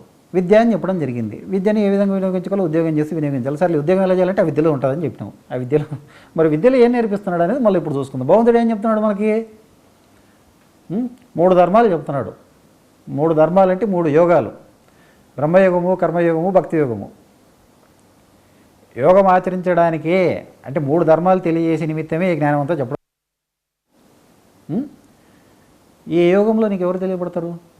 దేవుడే తెలియబడతాడు. సరే, ఎలా, ఏం చేయాలి? ఏముంది? బ్రహ్మయోగం అంటే మనసు నుంచివే అని చెప్తాం సింపుల్గా. కర్మయోగం అంటే అహా నుంచివే అని చెప్తాం. భక్తి యోగం అంటే యా ధర్మము లేదని చెప్పాలి. భక్తి యోగం అడిగిపోతే ఆ ధర్మం లేదు, ధర్మం లేదని నేను చెప్పలేను. ఎట్లా చెప్తావు? పలాంది భక్తి యోగం నేను చెప్పలేను. సరే, మరి ఏం చేయాలి ఇప్పుడు? ఎలా వినియోగించుకోవాలా? ముందు వినియోగించుకోవడం మీకు అర్థం కావాలి. జ్ఞానం ఎలా అర్థమవుతుందని కూడా మీకు చూసుకోవాలి కదా. దీనికి ఇంకో ఉపమానం కూడా చెప్తాం. ఉపమానం చెప్తే మీకు ఇంకా బాగా క్లారిటీగా అర్థమవుతుంది. ఇప్పుడు మనం ప్రపంచంలో ఉన్నామా లేదా? ప్రపంచంలో ఉన్నాం. ఈ శరీరంలో ఉన్నాం. ఈ శరీరం అంటే మనం 24 భాగాలు ఉన్నాయి. ఈ శరీరం అని మనమేం శరీరాన్ని ఆడించట్లే. శరీరంలో కూడా మనం ఒక భాగం జీవులం. 24 భాగాలు కలిసి ఉన్నాయి ఈ శరీరంలో. 25వ భాగం జీవుడివి నువ్వు. అర్థమైనా? సర్లే, ఈ ప్రకృతి భాగాలన్నిటికీ ఒక ధర్మం ఉందా లేదా? ధర్మం అనేది ఉందా? ధర్మం ప్రకారం పనిచేస్తున్నాయా లేదా? కర్మేంద్రియాలు లాగానే పనిచేస్తాయి. జ్ఞానేంద్రియాలు ఏం పని చేయవు. జ్ఞానేంద్రియాలు పని చేస్తున్నాయి. అంతఃకరణాలు పని చేస్తున్నాయి. దేవుడు ఈ విధంగా ముందే ఈ చట్టం అంతా అమర్చి పెట్టడం జరిగింది. ఏ ప్రకృతి భాగం ఏం పని చేయాలో అన్నీ పెట్టడం జరిగింది. అంటే జీవునికి కూడా ఒక పని ఉంది. ఏమిటి ఆ పని అంటే? నీ ధర్మం ఏమంటే ఏం చెప్పొచ్చు? జీవునికి అనుభవించేది నీ ధర్మము అని చెప్పవచ్చు. సరే, ఇప్పుడు అనుభవించే కాడి నుంచే మొదలు పెడదాంలే. అనుభవించేది అంటే ఎట్టా? నువ్వు అనుభవిస్తావు, నువ్వు అనుభవించను. అనుభవించేది నువ్వే. నీకు అంటే తినేది నువ్వే, కానీ నీకు పెట్టేది ఎవరు? వేరే వాళ్ళు ఉండాలి కదా. అనుభవించేది నువ్వే, అన్నీ గ్రహించేది నువ్వే. అన్ని కష్టాలు, సుఖాలు, బాధలు, నష్టము అన్నీ అట్లాంటి అనుభవించేది, అవన్నీ గ్రహించేది నువ్వే, జీవునివే. నువ్వు అనుభవించాలంటే, నువ్వు అవన్నీ గ్రహించాలంటే నీకు ఇచ్చేటోళ్ళు ఎవరు ఉండాలి కదా. ఇచ్చేటోళ్ళు ఎవరంటే దేవుడు అని చెప్పొచ్చు. కానీ దేవుడు డైరెక్ట్గా ఇస్తాడా? దేవుడు ప్రకృతిని అడ్డు పెట్టుకుని ప్రకృతి ద్వారా పని చేపిస్తూ ప్రకృతి ద్వారా నీకు అందిస్తూ ఉంటాడని. ఇక్కడ ప్రత్యేకంగా జీవునికి అనుకోని ఉన్న ప్రకృతి భాగం ఏమి? ప్రత్యేకంగా బుద్ధి అంటాం. ఇప్పుడు కొత్తగా అయినటోళ్ళకి ఇవన్నీ అని వింతగా ఉంటాయి. ఒక రకంగా ఏమో చెప్తాడు జీవుడు అంటాడు, బుద్ధి అంటాడు, ఏమో చెప్తున్నాడు అనుకోద్దండి. ఇవి కొంచెం అడ్వాన్స్డ్ కాన్సెప్ట్స్ అనే చెప్పాలంటే కొంచెం ప్రాథమిక జ్ఞానం మీరు తెలుసుకుంటే భౌతిక శాస్త్రం కాదు, బ్రహ్మవిద్యా శాస్త్రం గురించి ఇంకా కొంచెం తెలుసుకుంటే, శరీర యంత్రాంగం గురించి కొంచెం తెలుసుకొని వింటే మంచిది. అందుకే ముందే చెప్పింది కొంచెం ఈ మీటింగ్ ఇప్పుడు నేను చెప్పే విషయాలు కొంచెం సులభమైన విషయాలు అయితే కాదు. అందుకే కొంచెం కష్టమైన పర్లేదు, మళ్ళీ రెండోసారి అయినా పర్లేదు, ఎన్నిసార్లు అయినా పర్లేదు, మళ్ళీ విని ఎట్టైనా నేర్చుకోండి. మొదటి నుంచి చెప్తా కూర్చుంటే నేను గంట చెప్పలేను, 2 గంటలు చెప్పలేను, 10 గంటలు చెప్పినా సరిపోదు. మొదటి నుంచి అన్నీ చెప్పుకుంటూ కూర్చోవాలంటే. సరే, ఎక్కడ అయిపోయినా బుద్ధి. సర్లే, బుద్ధికి ఏముంటుంది? ఇప్పుడు నీ చేతులు ఉన్నాయప్ప, చేతులు ఉన్నాయి, ఏమున్నాయి? చేతులకి ఏముంటుంది? కండబలమైన ఉంటుంది కదా. ఉంటుంది లేదా? ఉంటుంది. బుద్ధికి ఏం బలం ఉంటుంది అంటే మనసు అనేది ఒకటి ఉంది కదా. మనసు అనేది ఇంకో పరికరం ఉంది కదా. మనసుకి ఏం బలం ఉంటుంది? జ్ఞాపక శక్తి అనేది ఉంటుంది. దానికి ఉండే శక్తి అనేది జ్ఞాపక శక్తి అనేది దానికి ఉంటుంది అనమాట. అంటే అన్ని జ్ఞాపకాలు పెట్టుకొని పాత గడిచిపోయిన విషయాలను జ్ఞప్తికి పెట్టుకొని ఆ శక్తి దానికి మనసుకు అనేది ఉంది. అంటే బుద్ధికి ఏం శక్తి ఉంది? గ్రాహిత శక్తి అని చెప్పొచ్చా లేదా? గ్రహించేది నువ్వే, జీవునివేలే. జీవుడు నువ్వు గ్రహించాలా, కానీ గ్రహించేటట్టుగా చేయాలంటే పక్కన ఒకటి పెట్టాలి కదా. గ్రాహిత శక్తి అని చెప్పకపోతే విచక్షణ శక్తి అని కూడా చెప్పొచ్చు. అంటే ఒక విషయాన్ని ఆలోచనలు చేసి 2-3 రకాలుగా ఆలోచన చేసి ఏది రైటు ఏది రాంగు అని మనకి జీవునికి మళ్ళీ ఆలోచించి దాని తగ్గట్టుగా ఒక అనుభవాన్ని ఇచ్చేది ఎవరు? బుద్ధే కదా. దేవుడు ఇస్తున్నాడులే. దేవుడు ఎట్టిస్తున్నాడు?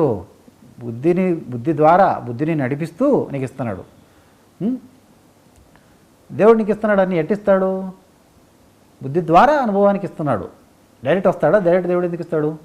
మొదలు ఇంకా ప్రకృతి తయారు చేయాల్సిన అవసరం ఏముంది? డైరెక్ట్ అన్ని దేవుడే చేస్తుంటే దేవుడు ప్రకృతి ద్వారా ఇవన్నీ నీ శరీరంలోనే నడిపిస్తూ అంటాడు. నీకు ఒక జ్ఞాపకం వచ్చిందంటే నీకేమి దేవుడు ఇస్తాడా? డైరెక్ట్ జ్ఞాపకం దేవుడు ఇచ్చేది కరెక్టే. ఎలా ఇస్తాడు దేవుడు? మనసుకి శక్తినిచ్చి, మనసు ద్వారా మనసుకి జ్ఞాపక శక్తి అనేది ఒకటి ఇచ్చి, మనసు ద్వారా నీకు ఒక జ్ఞాపకం అనేది ఇస్తున్నాడు. అదేనా? ఇప్పుడు కాళ్ళు చేతులు కదులుతున్నాయి అంటే దేవుడు కదిలిస్తున్నాడా? దేవుడు కదిలిచ్చేది కరెక్ట్. ఎలా కదిలిస్తున్నాడు? ఈ కర్మేంద్రియాల ద్వారా కదిలిచ్చి శరీరాన్ని కదిలిస్తాడు. డైరెక్ట్ నిన్నేం జీవుని ఏం కదిలిట్లే కదా. అట్లా దేవుడు ప్రకృతిని ఆదేశిస్తూ, ప్రకృతిని నడిపిస్తూ నిన్ను అనుభవించేలాగా చేస్తున్నాడు. డైరెక్ట్ నీకేం చేయడు దేవుడు జీవునికి. అర్థమైందా? సరే, బాగానే ఉంది. ఇప్పుడు ఇవన్నీ ఎందుకు చెప్తున్నాం అనేది చూసుకుందాం. ఇందాక మొదట ఎక్కడ ఆగిపోయింది? నిధి అనేది ఎలా ఉపయోగించాలంటే జ్ఞానాన్ని ఎలా వినియోగించుకోవాలి అని చెప్పడం జరిగింది. ఇప్పుడు స్వామి ఏం చెప్తారు? శ్రద్ధ ప్లస్ జ్ఞానశక్తి ఈక్వల్ టు ఏమని చెప్పినారు? చదివిన గ్రంథాల్లో శ్రద్ధ ప్లస్ జ్ఞానశక్తి ఈక్వల్ టు విచక్షణ శక్తి అని గ్రంథంలో రాశారు. చదవండి ఆయన, చదివితే గుర్తుకుంటుంది. కొంచెం చదువుకోకుండా ఊరికే నేను ఏదో చెప్తా అంటే మళ్ళీ ఇంటంటే కష్టము. చదవండి. స్వామి చెప్పింది ఏంది? శ్రద్ధ ప్లస్ జ్ఞానశక్తి ఈక్వల్ టు విచక్షణ శక్తి. సరే, ఇప్పుడు మళ్ళీ విడి తీసుకొని చూద్దాం. ఏదైనా సైన్స్ ప్రకారమే నేను మాట్లాడుతాను. నేను సైన్స్ మాదిరే మీకు నేర్పిస్తుంటాను. మీరు అంటే సైన్స్ మాదిరి విద్యనే నేర్చుకోండి. ఏదైనా కానీ ఊరికే వినడానికి గొప్పగా ఉంటే సరిపోదు. జ్ఞానము మీకు ఉపయోగపడాలి చెప్పే జ్ఞానం. సరే, ఇప్పుడు శ్రద్ధ అంటే ఎవరిది? జీవుని యొక్క శ్రద్ధ. సరే, జీవుడి దగ్గర ఉండేది శ్రద్ధ అంటే మీ ఇష్టం. మీ శ్రద్ధ ప్లస్ జ్ఞానశక్తి. సరే, జ్ఞానశక్తి ఈక్వల్ టు విచక్షణ శక్తి. సరే, ఇప్పుడు శక్తి అనేది ఎవరికి అనేది మళ్ళీ ప్రశ్నించుకోవాలి కదా. జ్ఞానశక్తి అనేది ఎక్కడుంది? ఎవరికి వస్తుంది? అంటే విచక్షణ శక్తి అనేది ఎవరికి వస్తుంది? ఎవరికి పెరుగుతుంది? శ్రద్ధము నీది, జీవుంది. ఇష్టం నీది, శ్రద్ధము నీదే. దేవుడు చెప్పేసినాడు. సరే, జ్ఞానశక్తి ఎక్కడి నుంచి రావాలా? ఆ నిధి నుంచే రావాలా నాయనా. ఇప్పుడు నీకు ₹1 కోటి జోబులో ఉన్నాయనుకో, జోబులో పెట్టుకోవాలి, బ్యాంకులో ఉన్నాయనుకో, ఏమనుకుంటావు? ధన బలం ఉందంటావా లేదా నీకు? ధన బలం అంటావు. బలమే కదా, శక్తే కదా, ధన శక్తి అంటావు కదా. అట్టా జ్ఞానం అనేది ఉంటే జ్ఞానశక్తి కూడా ఉంటుంది కదప్ప. జ్ఞానం అనేది శక్తితో కూడుకున్నదే కదా. అంటే జ్ఞానం అనేది శక్తి, జ్ఞానశక్తి. మళ్ళా ఇప్పుడు సర్లే, జ్ఞానశక్తి అన్నాం. శ్రద్ధ ఏమో నీ దగ్గర ఉంది. జ్ఞానశక్తి ఏమో ఎవరిస్తారు? ఇప్పుడు నాకు చెప్పినాం కదా, నిధి నుంచి తీయాల్సింది ఎవరు? దేవుడే కదా తీయాల్సింది. మరి జ్ఞానశక్తి ఎక్కడి నుంచి రావాలో? మళ్ళా దేవుడే. దేవుడు అంటే ఎవరు? భగవంతుడు. లేదా గురువు అని తీసుకోవచ్చు ఈ సందర్భంలో. భగవంతుడి నుంచి జ్ఞానశక్తి అనేది నీకు ఇవ్వాలి. ఆయనే కదా వచ్చేది, ప్రతినిధిగా వచ్చేది ఆయనే కదా, భగవంతుడే కదా. శ్రద్ధేమో నీకుంది జీవునికి, ప్లస్ జ్ఞానశక్తి. ఇది ఎక్కడి నుంచి వస్తుంది? భగవంతుని దగ్గర నుంచి వస్తుంది జ్ఞానశక్తి అనేది. ఎట్లా వస్తుంది అంటే జ్ఞానం చెప్తే వస్తుంది, ఏదో చెప్తే రాదు. ఆయన జ్ఞానం చెప్తే ఆ జ్ఞానమే నీకు శక్తిగా మారుతుంది. అర్థమైందా? జ్ఞానం మీకు శక్తిగా మారుతుంది అంతే. సరే, ఇప్పుడు శ్రద్ధ ప్లస్ జ్ఞానశక్తి రెండు కలిసినప్పుడు ఏం తయారవుతుంది? విచక్షణ శక్తి అని చెప్పడం జరిగింది, లేదా గ్రాహ్యత శక్తి అని చెప్పచ్చు. విచక్షణ శక్తి. సరే, ఈ శక్తి దేనికి? ఎవరికి? జీవునికా? ఇవిడ మరి విచక్షణ అంటే ఏంది? విచక్షణ అంటే ఆలోచించడమే కదా. ఆలోచించి ఇది రైటా రాంగా, తప్ప రైటా అని ఆలోచించే శక్తే కదా విచక్షణ. విచక్షించడం అంటే పలానా విషయంలో విచక్షణారహితంగా వాడు ప్రవర్తిస్తున్నాడు. దాని అర్థం ఏంది? మంచి చెడు అనేది ఏమో ఆలోచించుకోకుండా గుడ్డిగా ప్రవర్తిస్తున్నాడు అని విచక్షణారహితం అంటారు. అంటే విచక్షణ అంటే ఏంది? మంచి ఏంది, చెడు ఏంది తెలిసి, అంటే కరెక్ట్ ఏది, రైట్ ఏది, రాంగ్ ఏది ఆలోచించుకొని నిర్ణయం తీసుకునేదాన్ని విచక్షణ అంటారా లేదా? సరే, ఇప్పుడు జీవుడికి విచక్షణ చేసేంత శక్తి ఉందా చెప్పండి? మరి వాడికి సంబంధించిన విషయమా విచక్షణ శక్తి అంటే? కాదు. మరి దేనికి, ఎవరికి మనకు వచ్చేది? మీ బుద్ధికి. అర్థమైందా? శ్రద్ధ ప్లస్ జ్ఞానశక్తి ఈక్వల్ టు విచక్షణ శక్తి. అంటే నీకు జీవునికి శ్రద్ధ ఉంటే, ఆ శ్రద్ధకి జ్ఞానశక్తి అనేది ఏర్పడితే భగవంతుని ద్వారా నీకు వచ్చేది ఏంది? విచక్షణా శక్తి. ఆ విచక్షణ శక్తి ఎవరికి ఏర్పడుతుందని చెప్తున్నాడు వాళ్ళు ప్రత్యేకంగా. నీకనే చెప్పాలా, కానీ ప్రత్యేకంగా ఎవరికి? జీవునికా? నీకంటే నీ పక్కనున్న బుద్ధికి. ఎందుకంటే విచక్షణ చేసేది అదే కదా. సరే ఇప్పుడేం కొత్తగా వచ్చేది? మామూలు ప్రపంచంలో కూడా విచక్షణ శక్తి పెంచుకోవచ్చు కదా. అంటే జ్ఞానం ద్వారా వచ్చే విచక్షణ శక్తి ఏంది? జ్ఞానం ఏంది? అజ్ఞానం ఏంది? దేవుడు ఏంది? ప్రపంచం ఏంది? ప్రపంచం సంబంధిత విషయం ఏమి? దైవ సంబంధిత విషయం ఏమి అనేది కూడా విచక్షణ కావాలి కదా. దాన్ని అది కూడా ఆలోచించుకోవడానికి. పలానా విషయం జ్ఞానమా అజ్ఞానమా? పలానా విషయం గుణంతో కూడుకొని ఉందా, లేకపోతే దైవ జ్ఞానంతో కూడుకొని ఉందా? ఇది కూడా విచక్షణే కదా. నువ్వు మాయలో పడిపోతున్నావా, లేకపోతే దేవుని వైపు పోతున్నావా? ఇది కూడా విచక్షణే కదా. మరి ఇది కూడా విచక్షణ. ఇది మరి విచక్షణ చేయాల్సిన శక్తి కూడా బుద్ధికి కావాలి కదా, అవసరం కదా. ప్రపంచంలోని విచక్షణ దండిగా ఉందిలే. ప్రపంచంలో నువ్వు విచక్షణ రకరకాలుగా చేయగలవు. నువ్వు ఫలాన్ని మంచి చేయడానికి ఆలోచించవు. నీకు ఏది లాభం, ఏది నష్టము, నీకు ఏది సుఖము, ఏది దుఃఖము, ఈ విచక్షణ దండి చేయగలవు. కానీ జ్ఞానము అజ్ఞానం అనేది విచక్షణ చేయగలవా? చేయలేవు. నీ బుద్ధికి అంత శక్తి లేదు. మరి ఎక్కడి నుంచి రావాలా? ఇందాక చెప్పాం కదా, శ్రద్ధ ప్లస్ జ్ఞానశక్తి ఈక్వల్ టు విచక్షణ శక్తి. ఏ విచక్షణ అని చెప్తున్నాం? ప్రత్యేకంగా జ్ఞానము అజ్ఞానానికి ఉండే విచక్షణ తెలుసుకుంటే ఆ శక్తి గురించి మాట్లాడుతాం. మళ్ళీ ప్రపంచంలో కష్ట సుఖాలు బాధలు దీని గురించి చెప్పట్లేదు. అందరికీ ఉన్నాయి, అక్కడ ప్రకారం అందరికీ ఉన్నాయి. దానికి పెద్ద తెలివితేటలేం అవసరం లేదు. చిన్నపిల్లోడికి కూడా చేయగలడు అది. ఇది క్లారిటీ ఉందా? ఇప్పుడు నిధి అంటే ఏందో చెప్పడం జరిగింది. ఆ నిధిని వెలికి తీసేవాడు ఎవరు? ప్రతినిధి అని కూడా చెప్పడం జరిగింది. ఆ నిధిని ఎలా వినియోగించుకోవాలనేది ఇప్పుడు చెప్పినామా లేదా? ఎలా వినియోగించుకోవాలా, దేనికి ఎలా ఉపయోగపడుతుంది అంటున్నాం? మీ బుద్ధికి విచక్షణ శక్తి పెంచే విధంగా మీకు ఉపయోగపడుతుందా లేదా?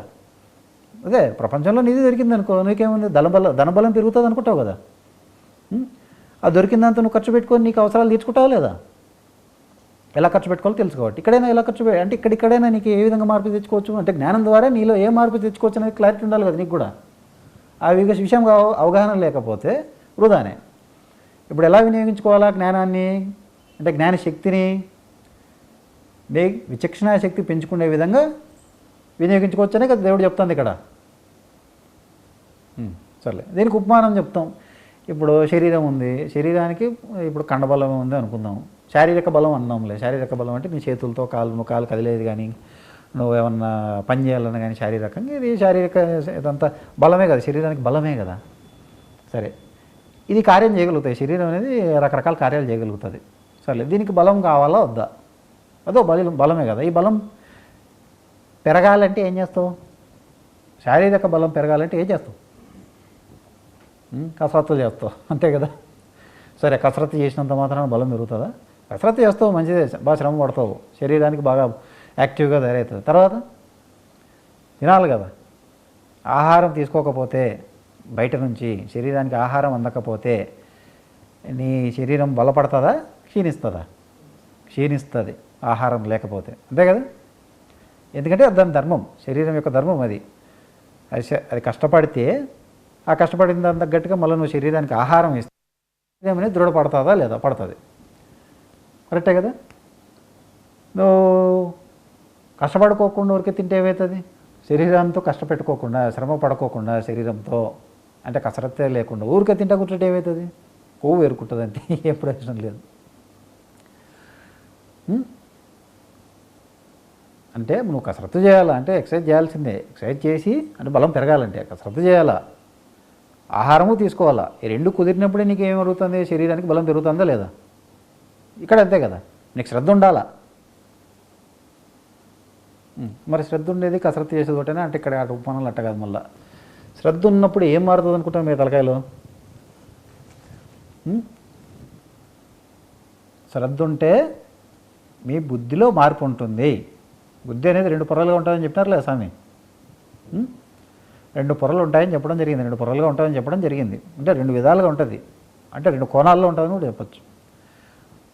నీ శ్రద్ధ ఎటువైపు పెట్టుకుంటే అంటే ప్రపంచం వైపు పెట్టుకుంటే నీ బుద్ధి ప్రపంచం వైపే బలంగా తయారవుతుంది. అంటే బలంగా అటువైపే ఎక్కువ ఆలోచిస్తుంది. ఎటువైపు అయితే ఎక్కువ ఆలోచిస్తే అటువైపే కదా బలం పెరిగేది సహజంగా. నీ శ్రద్ధ దేవుని వైపు పెట్టుకుంటే నీ బుద్ధి దేవుని వైపు ఎక్కువ ఆలోచనలు చేస్తూ ఉంటుంది, అంతే. అదే కదా చేసేది. అంటే ఓకే ఇప్పుడు శ్రద్ధ ప్లస్ జ్ఞానశక్తి కూడా విచక్షణ శక్తి అని చెప్పినప్పుడు మేము శ్రద్ధ కూడా పెట్టుకోవడం అని కాదు. శ్రద్ధ నువ్వు పెట్టుకునేది వాస్తవం, నువ్వు జీవునిగా నువ్వు శ్రద్ధ కూడా పెట్టుకుంటావు. నువ్వు శ్రద్ధ పెట్టుకున్న తర్వాత జరిగే కార్యం ఏమిటి ఉండాలి కదా శరీరంలో నీకు అనుగుణంగా జరిగే కార్యం ఏంది? నీ బుద్ధి మార్పు చెందుతుంది. నువ్వు శ్రద్ధ దేవుని వైపు పెట్టుకున్నప్పుడు నీ బుద్ధి అనేది మార్పు చెందుతుంది. ఎటువైపు? నువ్వు ఎటువైపు పెట్టుకుంటాడు, నువ్వు ప్రపంచం వైపు పెట్టుకుంటే నీ బుద్ధి ప్రపంచం వైపే పెట్టుకుంటాడు, ఆలోచనలు ఎక్కువ చేస్తుంది. నువ్వు దేవుని వైపు పెట్టుకుంటే నీ శ్రద్ధని దేవుని వైపు ఎక్కువ ఆలోచన చేస్తుంది. అంటే శరీరానికి కసరత్తు చేయాలి కదా, దీని పని అదే కదా, శారీరకంగా శ్రమ పడాలా, అప్పుడే కదా దాని కసరత్తు. ఇప్పుడు ఎక్సర్సైజ్ అంటారు. బుద్ధి ఏం చేయాలా? దాని పని ఏంది? ఆలోచించేదే కదా. మరి దీనికి ఆలోచించడమే ఎక్సర్సైజు, అర్థమైందా? బుద్ధి అనేది ఆలోచించడమే కసరత్తు. ఇటువైపు ఆలోచించాలా, ప్రపంచం వైపు ఆలోచిస్తే ప్రయోజనం లేదు కదా. ప్రపంచం వైపు నువ్వు ఆలోచించేటట్టయితే, అంటే నీ శ్రద్ధ ప్రపంచం వైపు పెట్టుకుంటే నీ బుద్ధి కూడా ప్రపంచం వైపు ఆలోచిస్తుంది. సరే, ప్రపంచం వైపు ఆలోచించాలంటే బుద్ధి అక్కడైనా అదైనా అది దానికి ఒక శక్తి కావాలి కదా. ఇప్పుడు శరీరం కష్టపడతా అంటే ఏం చెప్పాము? మళ్ళీ దానికి ఆహారం కావాలి, శక్తి కావాలని చెప్పామా లేదా? అప్పుడే అది బలపడతామని చెప్పామా లేదా? అంటే నీ శ్రద్ధ అనేది ఉంది, నీ శ్రద్ధ ప్రపంచం వైపు పెట్టావు, ప్రపంచం వైపు పెట్టినప్పుడు నీ బుద్ధి కూడా ప్రపంచం వైపు ఆలోచిస్తాను. సర్లే, బాగానే ఉంది. మళ్ళీ ఇది బలపడాలంటే నువ్వు దినదినం అభివృద్ధి చెందుతా, నీ బుర్ర ఎదుగుతుందా లేదా?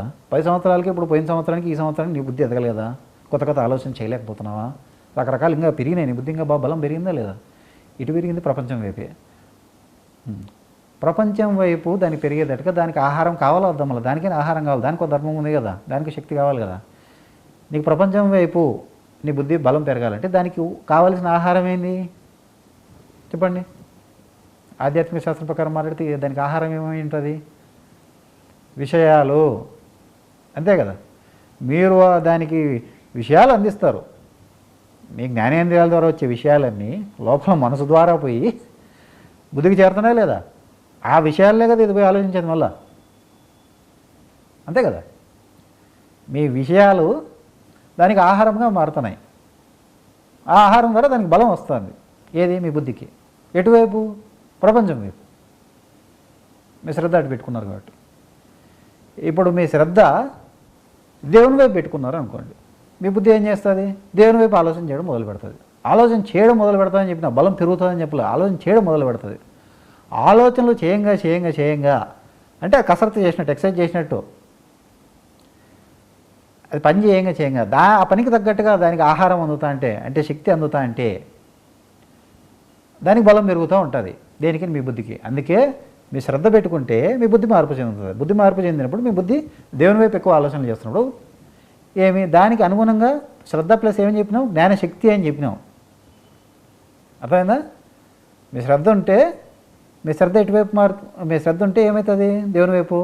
మీ బుద్ధి దేవుని వైపు ఆలోచనలు చేయడం మొదలు పెడుతుంది. దానికి అనుగుణంగా అది పని చేస్తాను, సర్లే. దానికి మళ్ళా శక్తి కావాలి కదా, శక్తి ఇస్తేనే కదా, దాని శక్తి ఉంటేనే కదా అది మాత్రం బలం పడేది మళ్ళా బుద్ధి. కానీ ఆ శక్తి దేని ద్వారా వస్తుంది? సరే, దేవుని విషయం, ప్రపంచ విషయాలంటే విషయాల ద్వారా వచ్చిందిలే. దేవుని విషయంలో శక్తి ఎక్కడి నుంచి వస్తుంది? జ్ఞానం ద్వారా శక్తి అనేది లభిస్తుంది. అర్థమైందా? ప్రపంచంలో నీకు విషయాలు, జ్ఞానేంద్రియాల ద్వారా వచ్చే విషయాలు, దానికి బలం, శక్తి. ఇక్కడ జ్ఞానమే శక్తి. అందుకే శ్రద్ధ ప్లస్ జ్ఞానశక్తి అన్నారు. శ్రద్ధ ఉంటే ఏమాత్రం నీ బుద్ధే కదా మారేది, నీ బుద్ధే పనిచేస్తుంది. నీ బుద్ధికి మళ్ళా దేవుని మీద పనిచేస్తున్నప్పుడు దానికి జ్ఞానశక్తి అనేది యాడ్ అయితే ఏం తయారవుతుంది? విచక్షణ శక్తి తయారవుతుంది. అంటే దేనికి తయారవుతుంది? ఆ బుద్ధికి మళ్ళీ విచక్షణ శక్తి తయారవుతుంది. ఇంకా వివరిస్తాం, దీని గురించి ఇంకా వివరిస్తాం. అట్ట శ్రద్ధ ప్లస్ జ్ఞానశక్తి ఈక్వల్ టు విచక్షణ శక్తి అంటే మీకు స్పష్టంగా అర్థమైందా లేదా? ఇప్పుడు ఊరికే ప్రపంచంలో ఎవడు కసరత్తు చేయకోకుండా ఊరికే ఆహారం తిన్నంత మాత్రం శరీరానికి బలం వస్తుందా? శరీరానికి బలం అంటే బలం వస్తుంది, కానీ బలం పెరుగుతుందా? అట్టే ఉంటుంది బలం పెరగదు.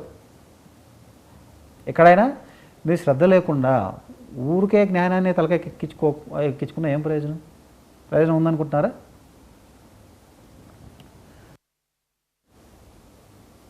ఇప్పుడు శక్తి అంటే శరీరానికి ఆహారం కావాలంటే దేని ద్వారా పోతుంది?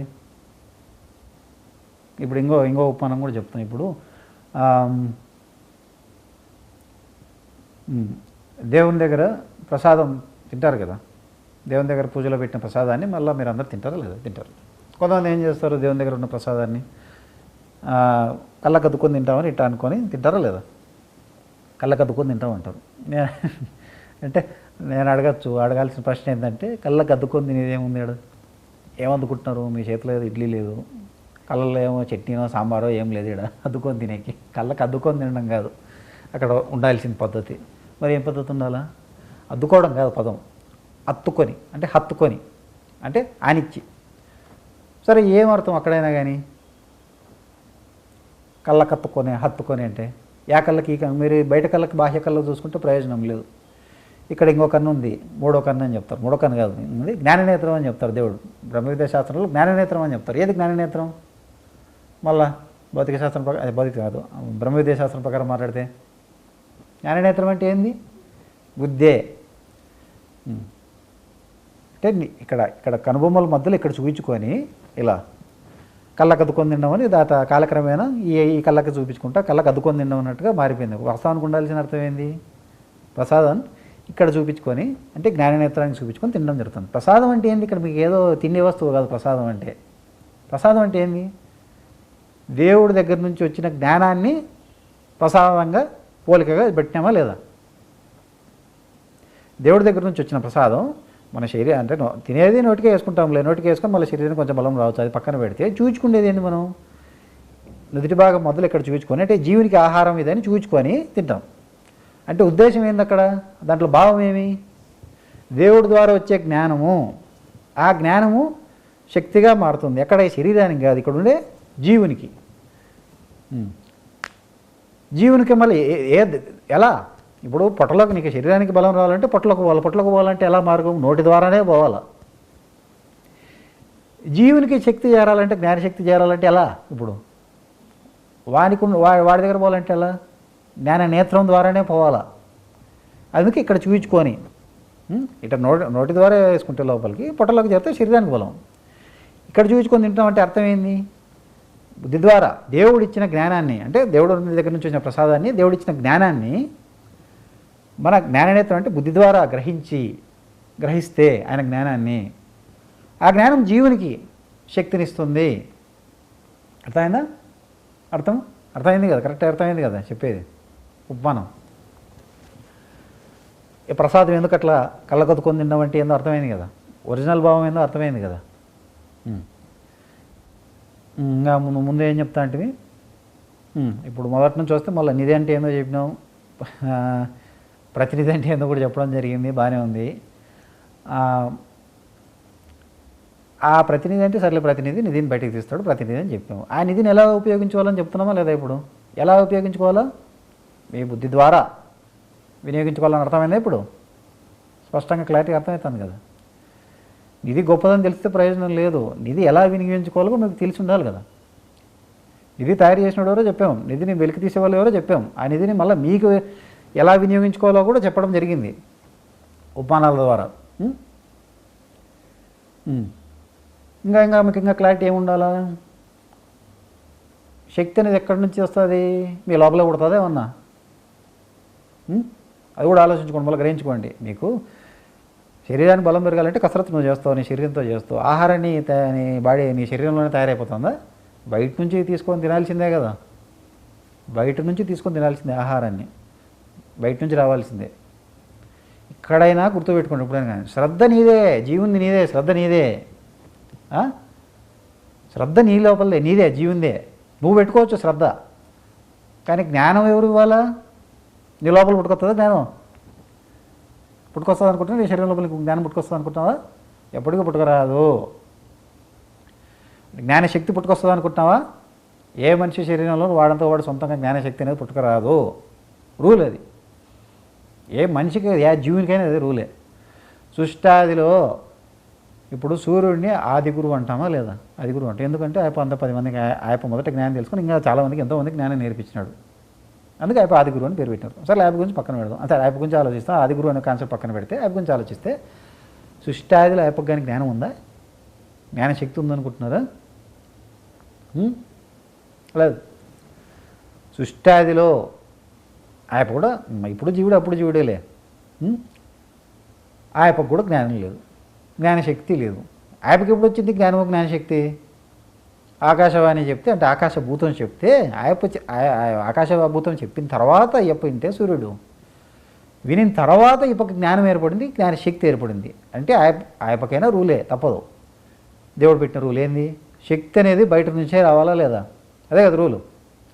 ఎవరి శరీరంలో వాళ్ళకి జ్ఞానశక్తి అనేది పుట్టదు, బయట నుంచి రావాల్సిందే, గురువు నుంచి రావాల్సిందే. స్పష్టంగా చెప్పాలి అంటే అర్థమైందా లేదా?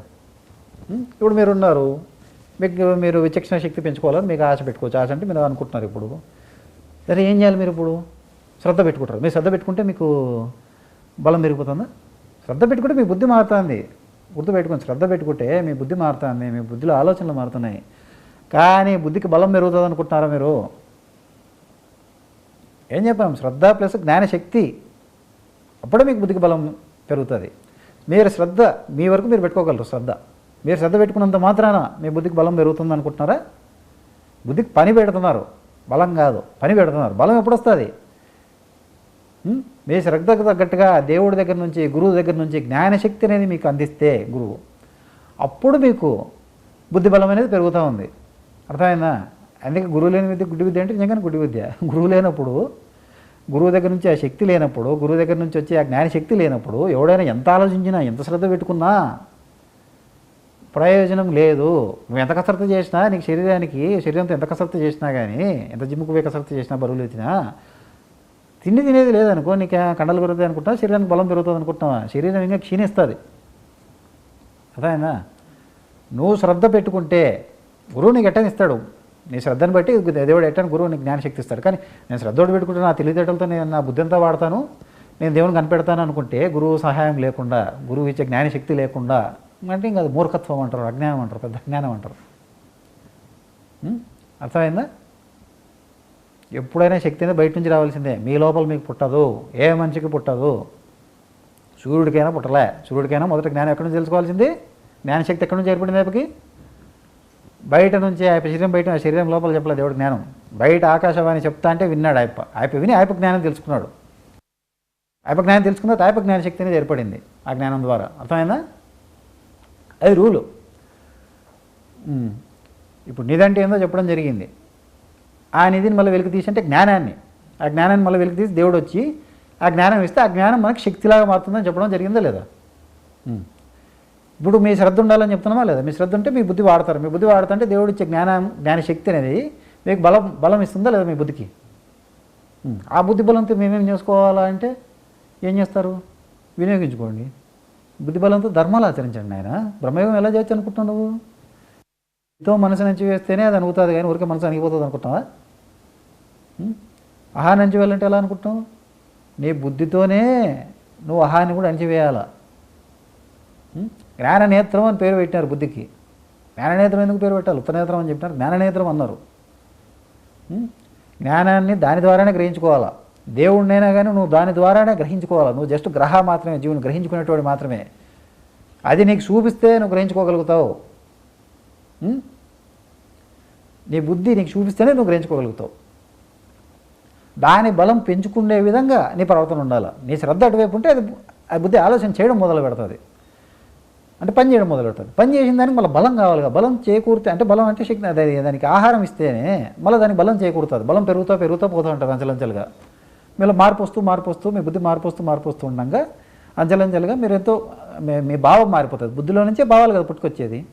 మీ ప్రపంచ భావాలు పోయి మీ తలకాయలో దేవుని భావాలు మిగిలి ఉంటాయి మీ తలకాయలో. అప్పుడు దేవుని భావాలు అంటే ఏముంటాయి అనుకుంటారు? అది కూడా వివరిస్తాయి, ఉపమానాలతో సహా వివరిస్తాయి. ఇంకా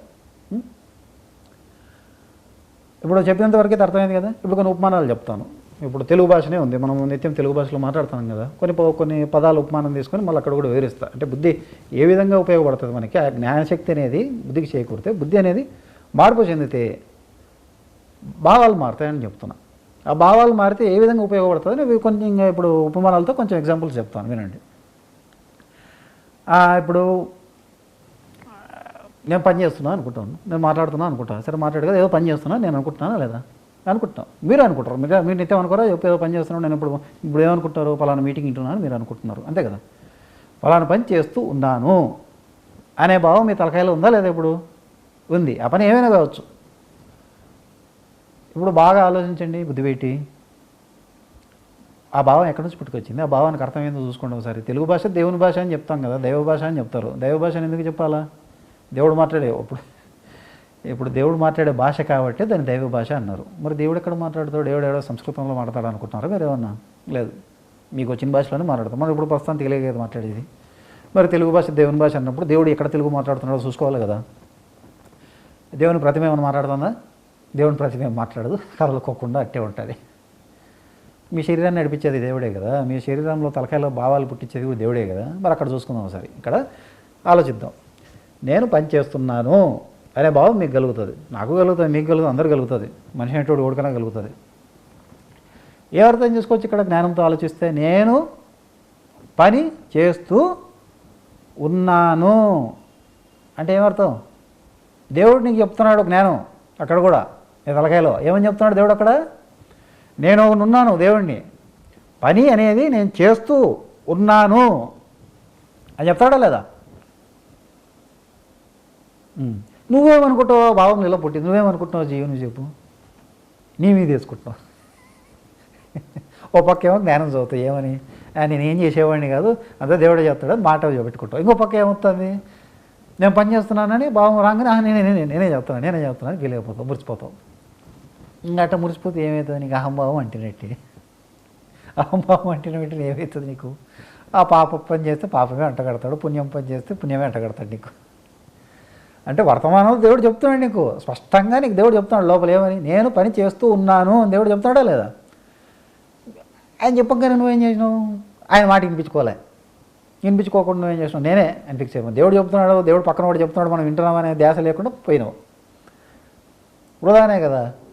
నీకేమైంది? పాపం అంటింది నీకు. పాపం పుణ్యం కర్మ ఏదో ఒకటి కర్మ అంటింది. మళ్ళీ కర్మ అంతా లేకుండా చేసుకోవడం మళ్ళీ నువ్వు మళ్ళీ జన్మ ఎత్తాలా లేదా? తప్పదు. సరేలే, బాగుంది.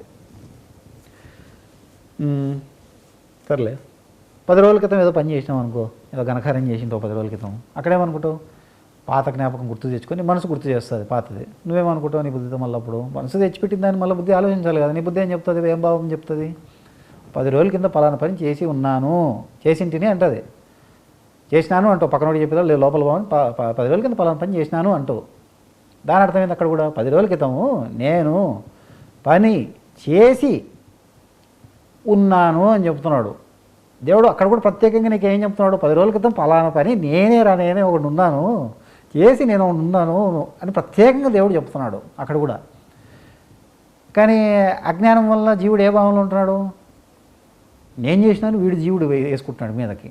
దానివల్ల ఏమవుతుంది? 10 రోజుల కింద చేసిన పని అయినా కానీ మళ్ళా వీడు నిప్తి తెచ్చుకొని మళ్ళీ నేనే చేసినాడు వీడు ఒప్పుకుంటున్నాడు కాబట్టి మళ్ళీ వీడికి కర్మ ఆడవడం జరిగింది. 10 రోజుల క్రితం ఏంది? 10 సంవత్సరాల కింద పనికైనా కానీ మళ్ళీ వీడు తలుచుకొని నేను చేసినాను బాధపడతాను, నేను చేసినాను మురిసిపోతాను, మళ్ళా అహం అంటినందుకు మళ్ళీ నీకు అక్కడ కూడా మళ్ళీ కర్మ యాడ్ అయినట్టే పలానా కార్యానికి. అర్థమైందా? సరేలే, భవిష్యత్తు గురించి ఆలోచిద్దాం. 10 రోజుల తర్వాత నేను ఈ ఫలానా పని చేస్తాను అంటావు. ఆ భావం ముడుతుందా లేదా తలకాయలు? బయటకు మాట్లాడడం అవసరం లేదు, లోపలికే మాట్లాడుతున్నాం ఇవన్నీ. లోపలే భావం ముడుతుందా లేదా? 10 రోజుల తర్వాత నేను పలానా పని చేస్తాను అంటావా లేదా? అంటావు. ఏ అర్థం తీసుకోవచ్చు అక్కడ? నేను పని అంటే పలానా పని చేయబోతున్నాను అంటావులే. పలానా పని చేయబోతున్నాను అంటావు భవిష్యత్తు గురించి మాట్లాడేటప్పుడు. నేను పలానా పని చేయబోతూ ఉన్నాను అని ఎవరు చెప్తున్నారు ఇక్కడ? ఎవరు? దేవుడే చెప్తున్నాడు ఇక్కడ. భూతకాలంలో చేసి ఉన్నాను అని చెప్తున్నాడు, వర్తమాన కాలంలో చేస్తూ ఉన్నాను అని చెప్తున్నాడు. భవిష్యత్తుకు కూడా చెప్తే ఏం చెప్తున్నాడు? చేయబోతూ ఉన్నాను అని భావము వ్యక్తపరుస్తున్నాడా లేదా దేవుడు? ఆయన భాషలో, ఆయన వచ్చిన భాషలోనే ఆయన వ్యక్తపరుస్తున్నాడా లేదా? మరి ఆయన భావాన్ని నువ్వు తగిలించుకున్నావా? లేదు. ఆయన మాటలు వినిపించుకుంటున్నావా? లేదు. దేవుడు చెప్పట్లేదా? దేవుడు చెప్తానే ఉన్నాడు, నిత్యం చెప్తున్నాడు కదా. నేను ఉన్నాను, నేను చేస్తున్నానని చెప్తానా కానీ నువ్వు వినిపించుకున్నావా? నువ్వు వినిపించుకోలే. ఇంకా ఏం చెప్తున్నాడు స్పష్టంగా? నేను పలానా పని చేస్తున్నాను అని చెప్తున్నాడు. సరే, పని ఆయన చేస్తూ ఉన్నాడు అని చెప్తున్నాడు. ఇంకోసారి ఏం చెప్తాడు? నేను శ్రమిస్తున్నాను అని చెప్తాడు. ఏమర్థం ఇక్కడ? ఆయన శ్రమిస్తాడా? ఆయనకి శ్రమ అవసరమా? ఆయనకేం శ్రమ? లెక్క ప్రకారం మాట్లాడితే రైట్ అవుతుందా? రాంగ్. అది ఏం చెప్తున్నాడు మళ్ళీ స్పష్టంగా వినండి. నేను శ్రమిస్తున్నాను అనే భావం నీకు పుడుతుందా లేదా కష్టపడినప్పుడు? విడదీసుకొని చెప్పండి బాగా. శ్రమ ఇస్తూ ఉన్నాను. ఇస్తున్నాడు ఎవరికి? మనకే. నేను శ్రమ ఇస్తున్నా అంటే నీకు వాడు ఉండవు, నేను ఉన్నాను, శ్రమ అనేది నీకు ఇస్తున్నాను. పని చేస్తుంది నేను, శ్రమ ఇచ్చేది నీకు. ఆయన ఇస్తే తీసుకోవాల్సిన తప్పదు, మళ్ళీ వద్దనే కాదు మనం చాట్లేదు. పని ఎవరిది? దేవుంది. శ్రమ ఎవరిది? జీవుంది. మరి పని ఎవరిది? దేవుంది. శ్రమ మంది జీవుంది. అర్థమైందా? అక్కడ కూడా చెప్తున్నాడు మళ్ళీ ఆయన శ్రమించట్లేని స్పష్టంగా చెప్తున్నాడు. శ్రమ ఎవరిది? శ్రమ ఎవరిది ఇక్కడ? శ్రమ నీకే అని చెప్తున్నాడు. మళ్ళీ ఆయన మీద వేసుకోవట్లేదు శ్రమ, శ్రమ నీది అని చెప్పేసినాడు. అక్కడ కూడా స్పష్టంగా చెప్తున్నాడు. పని చేసేటువంటి నేను, శ్రమ ఇచ్చేది నీకు. నువ్వేమనుకుంటావు? పని నేనే చేస్తున్నా, శ్రమ నేనే భరిస్తున్నా, అన్నీ నేనే చేస్తున్నా అని నువ్వు అనుకుంటున్నావు. దానివల్ల ఏమవుతుంది? నీకు చేసిన పనిలో మళ్ళీ నీకు కర్మ ఉంటుందా లేదా? ఇంకా అది అజ్ఞానమా కాదా? అజ్ఞానమే కదా. ఇంకా ఏం చెప్పచ్చు? నేను ఆశపడుతున్నాను అనుకుంటావు వాళ్ళు కదా. నీకు ఏమైనా ఆశ పుట్టింది దానికి ఏమనుకుంటావు? ఆశపడుతున్నాను అనుకోవచ్చు. ఆశ పడడం ఏంది? అసలు పడ్డం అంటే ఏంది పదార్థం? పడ్డం అంటే కింద పడ్డం పైన పడ్డం కాదు. పడ్డం అంటే ఏంది? పొందుతున్నావు అని అర్థం. పలానా వస్తువుని అంటే వస్తువుని పలానా ఏమన్నా నీకు సంబంధం పడి ఉన్నప్పుడు దాన్ని పొందుతున్నావు అని చెప్పొచ్చు. ఆ పొందుతున్నావు దాన్ని పడుతావు అని కూడా చెప్తారు. అర్థమైందా? పలాని కలిగిన దాన్ని నీకు పొందుతా అని చెప్తారు. పలానా సంభవించింది అనుకో, పలాని పొందుతున్నావు అంటారు. పలా పొందుతున్నా అనేదాన్ని పలాని పడుతున్నా అని కూడా చెప్తారు. ఇప్పుడు కోపపడుతున్నావు అనుకో, ఆశ నీకు భావం పుట్టింది అనుకో, నాకు కోపం పుట్టింది, నేను కోపపడుతున్నాను అని భావం నీకు కలుగుతుంది లేదా లోపల? ఏం చెప్తున్నాడు అక్కడ కూడా దేవుడు? నేను అనే దేవుడు కోపము అనే గుణాన్ని ఒకటి అంటించుకొని ఉన్నాను. అంటించుకుంటే ఆయనకు కోపం కాదు, మళ్ళీ కరెక్ట్గా గ్రహించుకోండి. ఆయనకేం కోపం అవసరం లేదు. కోపం అనే గుణం ఆయన ఆధీనంలో పట్టుకొని, ఆయన దాన్ని పట్టుకొని ఉన్నాను అని చెప్తున్నాడా లేదా? కోపం పడుతున్నాం అంటాం కదా. కోపం పడుతూ ఉన్నాను, కోపాన్ని పట్టుకొని ఉన్నానని చెప్తున్నాడు. మీకు స్పష్టంగా చెప్పాలంటే ఈ గుణం నా ఆధీనంలో ఉంది అని చెప్తాడు. నువ్వేమనుకుంటావు? నేను కోపడుతున్నాను కానీ నువ్వేమనుకుంటావు? నాదే కోపం, నేనే కోపం, నాకే కోపం ఎక్కువైందని నువ్వు వేసుకుంటున్నావు. మరి దేవుడు ఏం చేయాలి? నువ్వు మీద వేసుకుంటావు. నీకు దాని తగ్గట్టుగా నువ్వు కోపం అనే పాప అది చెడు గుణమే కదా, ఆ చెడు గుణం తగ్గట్టుగా నీకు పాపమే అంటిస్తాడు. ఎందుకు మూసుకోవాలని అవసరంగా? నేను ఆశపడుతున్నాను అనుకుంటావు కదా. ఆశపడుతున్నప్పుడు ఏం జరుగుతుంది? అక్కడ కూడా దేవుడు ఏం చెప్తున్నాడు? నేను ఆశ అనే దాన్ని పడుతూ ఉన్నాను, దాన్ని పట్టుకొని దాన్ని పొంది ఉన్నాను, నేను దాన్ని కలిగి ఉన్నాను, నేను దాన్ని పట్టుకొని ఉన్నాను, నేను దాంతో సంబంధపడి ఉన్నాను అంటే ఆయన ఉన్నాడు, ఈ విధంగా ఉన్నాడు అని చెప్తున్నాడు ప్రత్యేకంగా నీకు. నువ్వేమనుకుంటావు? నేనే అంటే జీవుణ్ణే, ఆశ నాదే, దాంట్లో తృప్తి నాదే, అన్నీ నీవే అనుకుంటావు. దానివల్ల ఏమవుతుంది? మళ్ళీ నీ కర్మ అంటుందా లేదా? ఈ విధంగా ఆశపడుతున్నాను, కోపపడుతున్నాను, వైరాగ్యపడుతున్నాను, ఈ గుణాలన్నీ పడతానో లేదా? నువ్వు పడుతున్నాడంటే నువ్వేం పడట్లే, ఇవన్నీ దేవుడు పడుతున్నాడు. ఎట్ట పడుతున్నాడంటే మళ్ళీ ఆయనకు కాదు కోపం, ఆయనేం అనుభవించట్లే. ఆయన ఆధీనంలో పెట్టుకొని ఆ భావం నీకు ఇస్తున్నాడు. అర్థమైందా? నీకేమని గుర్తు చేస్తున్నాడు? కోపం అనే గుణం ఉందే, ఈ గుణం నా ఆధీనంలో ఉంది అని గుర్తు చేస్తున్నాడు అక్కడ. ఆశ అనే గుణం ఉంది, ఈ గుణం నా ఆధీనంలో ఉంది. జ్ఞానమే కదా ఇది. మీరు చూసుకోవాలి కదా నిత్యం. ఇదంతా నిత్యం మీ తలకాయలో పుట్టే భావాలే కదా ఇవన్నీ. ఈ భావాలు మీ తలకాయలో చూసుకోవాలి లేదు ఇవన్నీ. దేవుడే చెప్తున్నాడు మీకు స్పష్టంగా, దేవుడే చెప్తున్నాడు. ఇంకేమి సుఖపడుతూ ఉన్నాను అనుకుంటావు, దుఃఖపడుతున్నాను అనుకుంటావు, కష్టాలు పడతాను అనుకుంటున్నావు, ఇష్టపడుతున్నాను అనుకుంటావు. నువ్వేమనుకుంటున్నావు? కష్టము, సుఖము, ఇష్టము, నీకేం ఇష్టాలు నీకు ఉన్నాయనుకుంటున్నావా? నీ కర్మలో ఉన్నాయి నీకు ఇష్టాలు. జీవునికి ఏమైనా ఇష్టం ఉందనుకుంటున్నారా? జీవునికి ప్రత్యేకంగా ఇష్టము ఇష్టం ఏం లేదు. వాడికి ఉండేది అంతే శ్రద్ధ. ఆ శ్రద్ధ అంటే ఇష్టం అని చెప్తున్నా, అది వేరు. మళ్ళా ప్రపంచంలో పలాంది ఇష్టము పలాంది అయిష్టము నీకు ఉన్నాయనుకుంటున్నారా? ఏం లేదు. దేవుడు అక్కడ ఏం చెప్తున్నాడు? నేను పలాంది ఇష్టపడుతున్నా అనే భావం నీ తలకాయలో కలిగితే దేవుడు ఏం చెప్తున్నాడు అక్కడ నీకు? నేను ఈ ఇష్టమైన భావం నేను ఇక్కడ పొంది నేను ఇక్కడ నీకు ఇస్తున్నాను అని చెప్తున్నాడు. అర్థమైందా? నువ్వేమనుకుంటావు? నీ సొంతం అనుకుంటున్నావు. అది పలాంది కష్టం అనుకుంటావు. కష్టం ఎందుకు?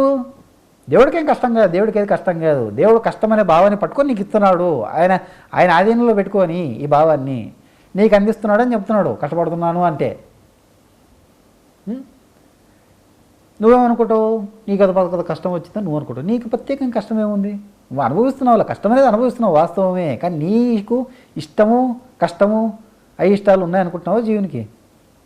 నీకేం లేదు, నీ కర్మలో ఉన్నాయి ఇష్టాలు. ఆ కర్మ ప్రకారం దేవుడిది ఇష్టంగా చూపిస్తాడు ప్రస్తుతానికి కొన్ని విషయాలు అయిష్టంగా చూపిస్తాడు, కష్టంగా చూపిస్తాడు. కష్టంగా చూపించినప్పుడు నువ్వు కష్టం అనుభవిస్తున్నావు, ఇష్టంగా చూపించినప్పుడు నువ్వు ఇష్టం అనుభవిస్తున్నావు. అంతే కదా? నీకేముంది అక్కడ? నీకేం స్వాతంత్రం ఉందనుకుంటారా నిర్ణయించుకోవడానికి? ఏం నిర్ణయం చేసుకునేది లేదు. దేవుడు గుర్తు చేస్తున్నాడు ఒక రకంగా మీకు అక్కడ కూడా మీ అజ్ఞానాన్ని. నేనున్నాను ఇక్కడ, ఈ ఇష్టం నిర్ణయించేది నేను, ఈ కష్టాన్ని నిర్ణయించేది నేను. సుఖపడుతున్నాను అనుకుంటావు, దుఃఖపడుతున్నాను అనుకుంటావు. సుఖపడేది దేవుడు నిర్ణయిస్తేనే కదా నువ్వు సుఖపడేది. ఒకే విషయం ఇద్దరు వ్యక్తులకి వేరువేరుగా ఎందుకు తెలుస్తుంటే దేవుడు అక్కడ ఆ విధంగా వాడికి చూపిస్తున్నాడు. ఒక విషయం వాడికి సుఖంగా అనిపిస్తుంది. ఇప్పుడు 2 జట్టులు ఉన్నాయనుకో క్రికెట్ పోటీలో, ఒక టీం గెలిస్తే ఆ టీం వాళ్ళకి బాగా సంతోషిస్తారు, బాగా ఇష్టపడతారు, బాగా సుఖపడతారు. అవతల ఓడిపోయిన వాళ్ళు బాగా బాధపడతారా లేదా?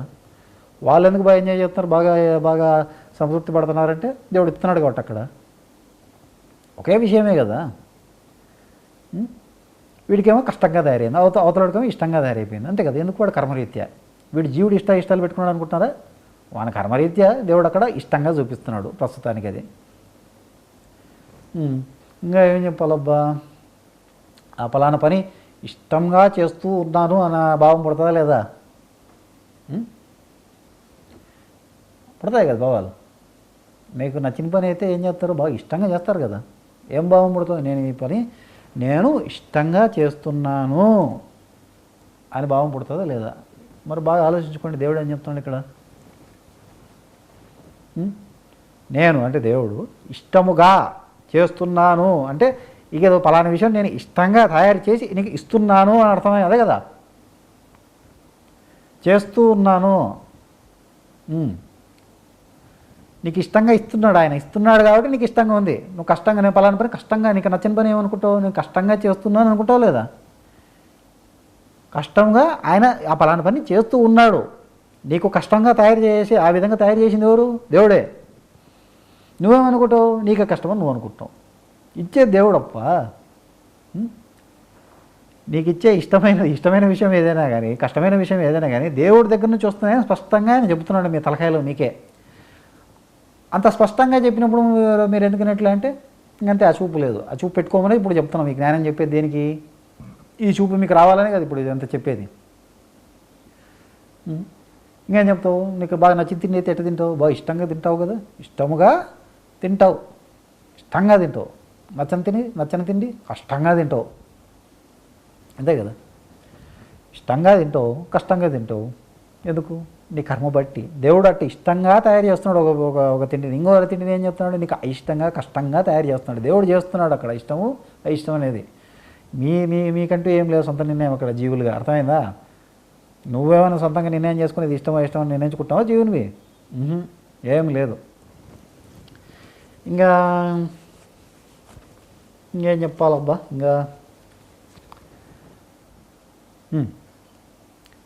నువ్వు నన్ను బాగా సినిమాలో చూపిస్తారు కదా, బాగా ప్రేమలో పడిపోయినట్టు ఏం చెప్తాడు? బాగా ప్రేమిస్తున్నాను అంటాడు. ఆ భావం పుడుతుందా లేదా? బయటికి చెప్పి డైలాగ్ లోపలే తలకాయలు పడుతుంది కదా. మీకు కానీ ఏం ప్రేమలు దొంగలు ఏం లేవు, దండి ఉండింటే కదా మనుషులకి. ఏమనుకుంటావు? భార్య పిల్లలు లేకపోతే ఎవరెవరు తల్లిదండ్రులు ఎవరు నేను బాగా ప్రేమిస్తున్నాను అనుకుంటావు లేదా? ఏమనుకుంటావు? నేను ప్రేమను ఇస్తున్నాను అనుకుంటావు, ప్రేమిస్తాను అనుకుంటావు. అంటే ఏందర్థం? ప్రేమను ఇస్తున్నాను అంటున్నాడు. దేవుడు ఏం చెప్తున్నాడు అక్కడ? నేను ఉన్నాను, ప్రేమను ఇస్తూ ఉన్నాను. ఎవరికి ఇస్తున్నాడు? నీకే లోపల. ఆ ప్రేమ గుణం ద్వారా వచ్చే భావాలు నీకు ఇస్తున్నాడు అని చెప్తున్నాడు అక్కడ స్పష్టంగా. పలానా ఆశ పుట్టిందనుకో, నేను ఆశిస్తున్నాను అంటావు కదా. అక్కడ కూడా ఏం చెప్తున్నాడు దేవుడు? నేను నీకు ఆశను ఇస్తూ ఉన్నాను అని దేవుడు గుర్తు చేస్తున్నాడు. పలానా గుణ విషయం అనేది నీకు ఇస్తున్నాను అని జ్ఞాపకం చేస్తున్నాడు, జ్ఞానం గుర్తు చేస్తున్నాడు. నీకు సంబంధం లేదు, ఊరికే కూర్చో అని చెప్తున్నాడు.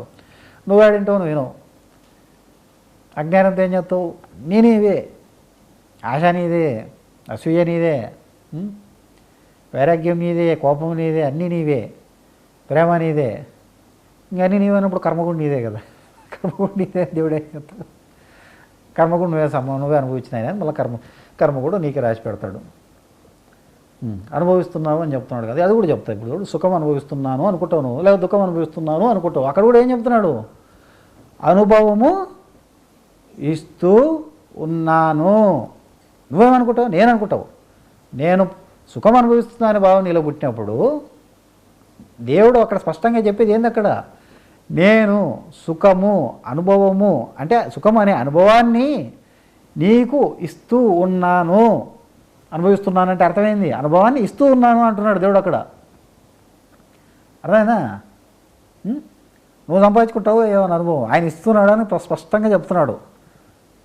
నువ్వు దుఃఖం అనుభవిస్తున్నావు అనుకో, ఏమర్థం? అక్కడ దేవుడు స్పష్టంగా చెప్తున్నాడు, దుఃఖం అనే భావము, దుఃఖం అనే ఈ అనుభవము నేను నీకు ఇస్తూ ఉన్నాను అని దేవుడు స్పష్టంగా చెప్తున్నాడా లేదా?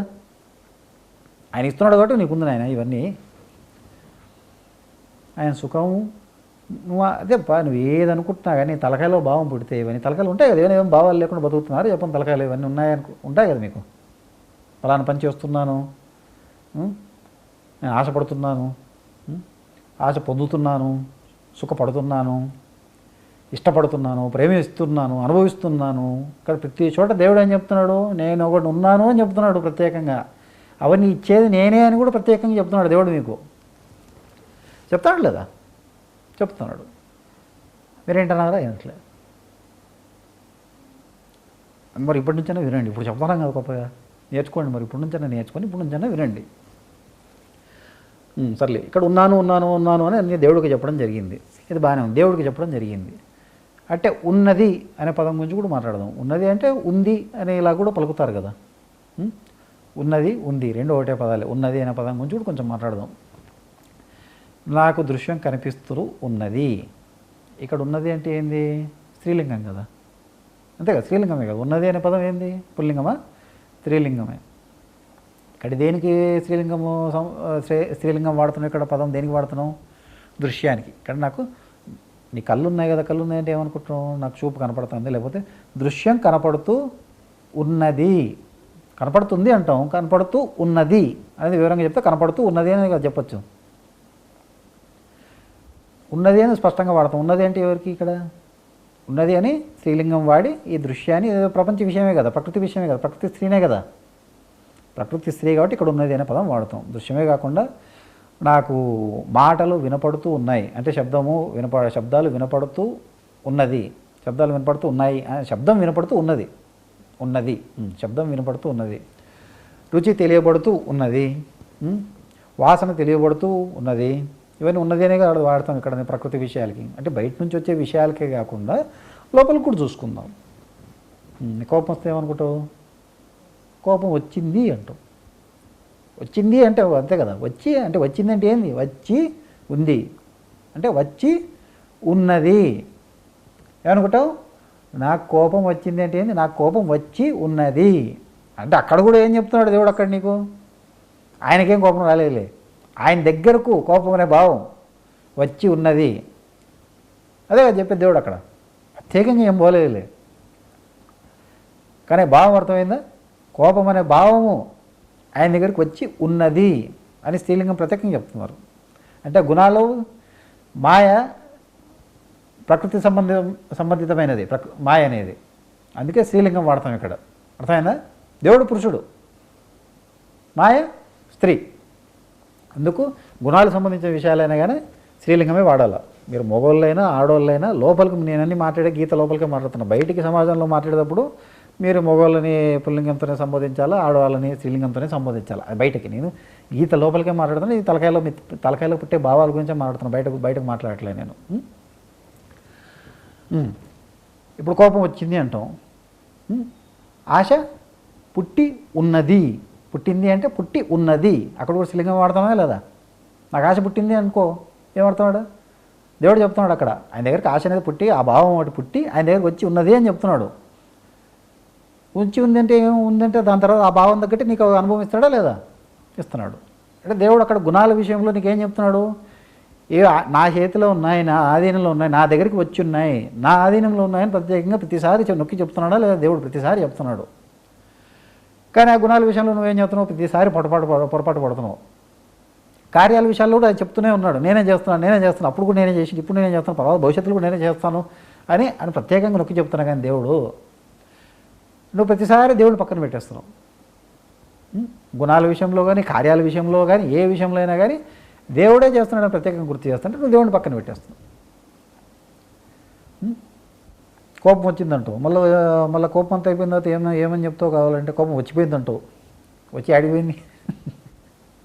దేవుడు చెప్తున్నాడు కోపం వచ్చింది, మళ్ళీ పోయి ఉంది, పక్కన ఉందని చెప్తున్నాడు ప్రత్యేకంగా. ఏం చెప్తున్నాడు అక్కడ? అదే కదా, కోపం వచ్చిపోయిందంటావు కదా, గడిచిపోయిన దాని గురించి మాట్లాడుతూ కోపం వచ్చిపోయిందని చెప్తావు. నువ్వు చెప్తున్నావు సర్లే, దేవుడు లోపల ఏం చెప్తున్నాడు, నీ జీవునికి ఏం చెప్తున్నాడు? కోపమే గుణం అప్పుడు వచ్చింది అంటే ఆ భావం అనేది ఒకటి వచ్చింది ఆయన దగ్గరకు, ఆ భావం దగ్గర నీకు ఇచ్చాడు. మళ్ళీ ఆ భావం పోయింది, కోపం అనేది పోయిందని చెప్తున్నాడు. వచ్చి పోయి ఉంది, వాళ్ళు పక్కన ఉందని చెప్తున్నాడు. అర్థమైందా? వచ్చిపోయిందంటే ఇంకా ఏం చెప్తాం? కష్టంగా ఉన్నది అంటాం. మళ్ళీ కష్టంగా ఉంది, ఇక్కడ కూడా స్త్రీలింగమే వాడతాం. కష్టముగా ఉన్నది, ఫలానా విషయం కష్టంగా ఉన్నది, ఫలానా విషయం సుఖముగా ఉన్నది అనే వాడతాం. ఈ ప్రకృతి విషయాలు కదా దీని వల్లగా నీకు అనుభవించేది. ఇక్కడ కూడా మళ్ళీ స్త్రీలింగమే వాడతాం. ఉన్నది అనే వాడతాం. ఇష్టముగా ఉన్నది, ఏది ఇష్టంగా ఉందంటే ఫలానా విషయాన్ని, ప్రకృతిలో ఉన్న విషయాన్ని సంబోధిస్తున్నప్పుడే, ఫలానా విషయాన్ని పట్టుకొని మాట్లాడుతున్నప్పుడే, ఏదైనా తిండి విషయం అయితే ఫలానా ఇష్టంగా ఉన్నది అని వాడతాం. లేకపోతే ఏమైనా నీకు ఏమైనా సినిమా చూస్తాను అనుకో, ఫలానా సినిమా బాగా నచ్చింది అనుకో, సినిమా బాగా ఉన్నది అంటే ప్రపంచ విషయాన్ని మళ్ళీ ఇక్కడ స్త్రీలింగంతోనే పోలుస్తున్నాం. అర్థమైనా?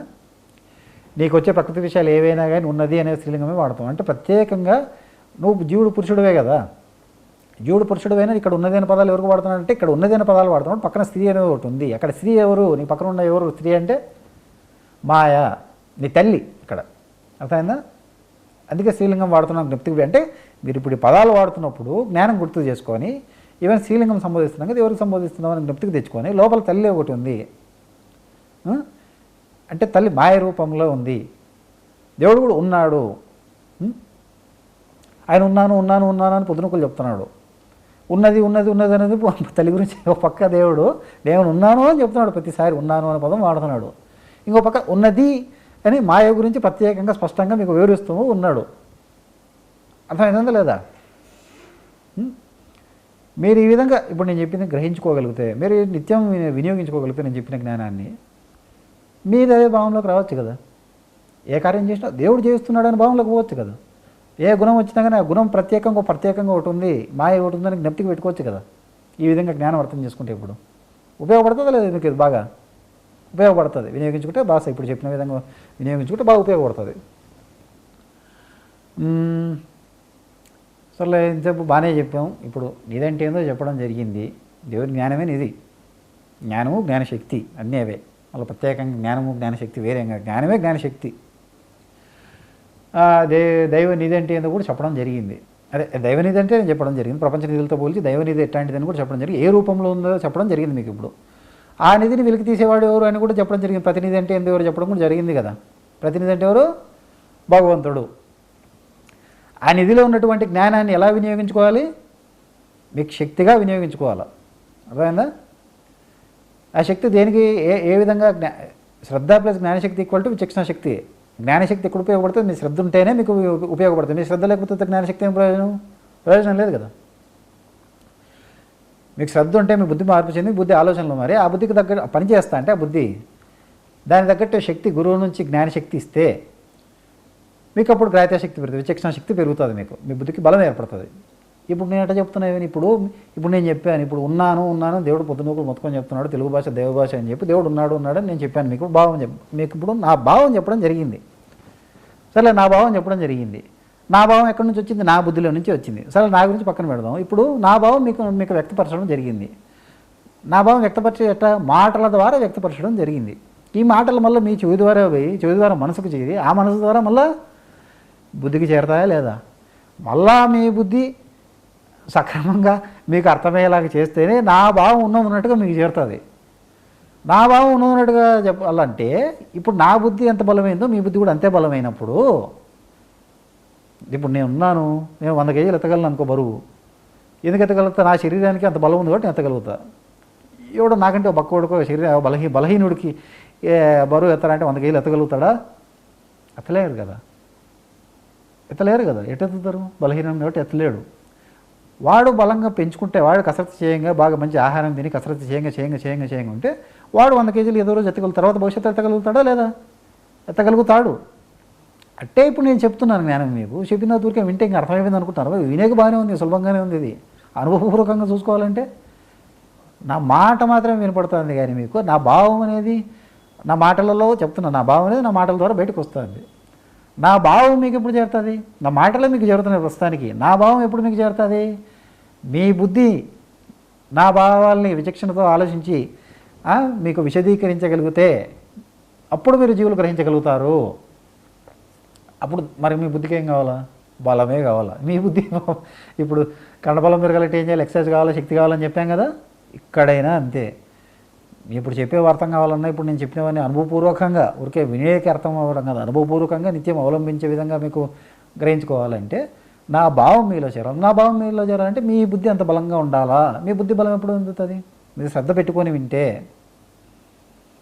బుద్ధి పనిచేయడం మొదలు పెడుతుంది. బుద్ధి పనిచేసినంత మాత్రాన బలం రాదు. బుద్ధి పనిచేస్తూ దానికి జ్ఞానశక్తి అనేది తోడైతే, గురువు నుంచి వచ్చే జ్ఞానశక్తి తోడైతే అప్పుడు మీ బుద్ధికి బలం చేకూరుతుంది. ప్రసాదం అంటే చెప్పాం కదా, ప్రసాదం ఏనికి? జీవునికి ఆహారం. జీవునికి ఏ విధంగా ఆహారం ఎట్లా ఉపయోగపడుతుంది?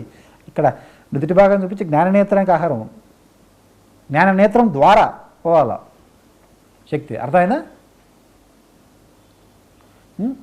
రకరకాల ఉపమానాలు చెప్పడం జరిగింది.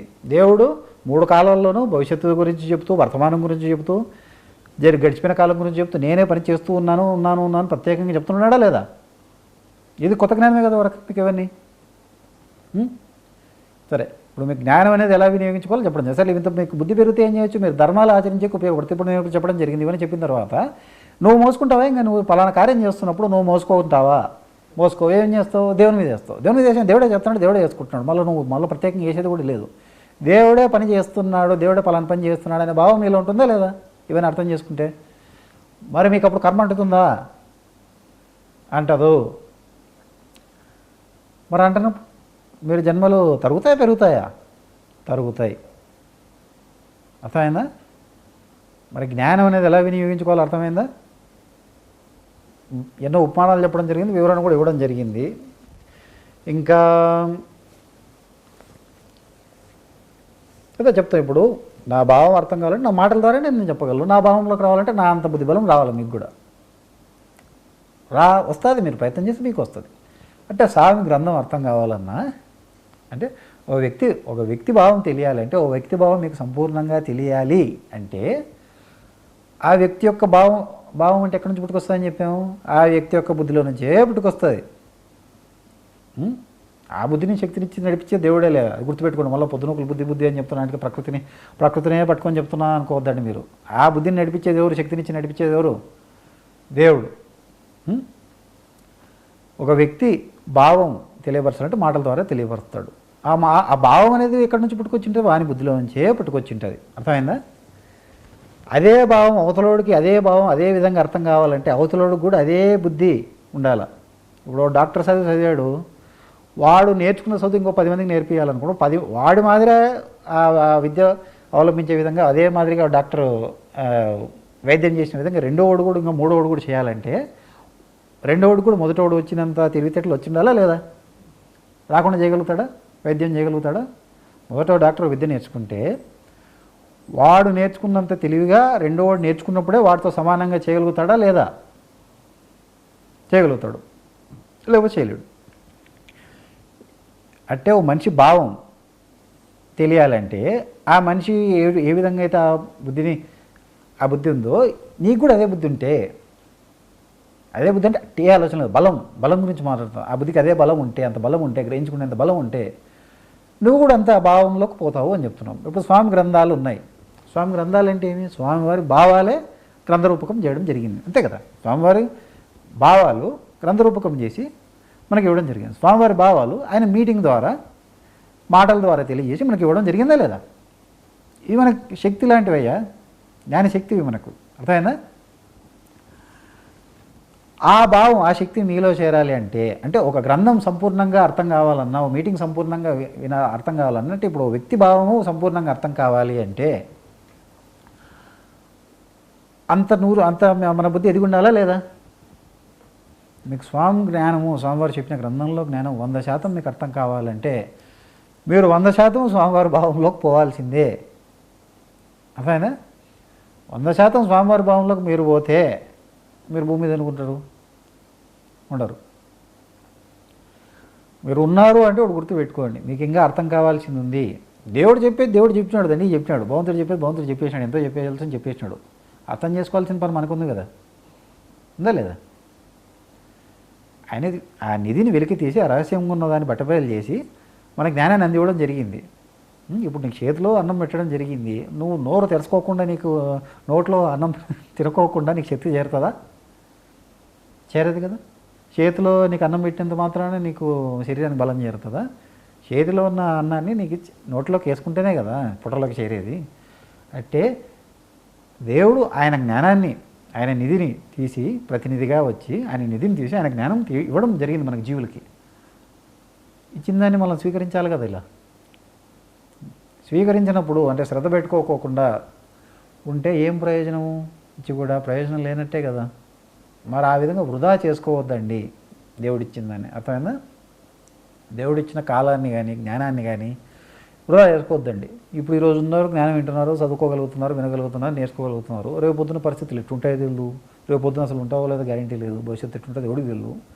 ఉన్నప్పుడు అవకాశం ఉన్నప్పుడు కదా జ్ఞానం తెలుసుకోవాల్సింది కరెక్ట్గా.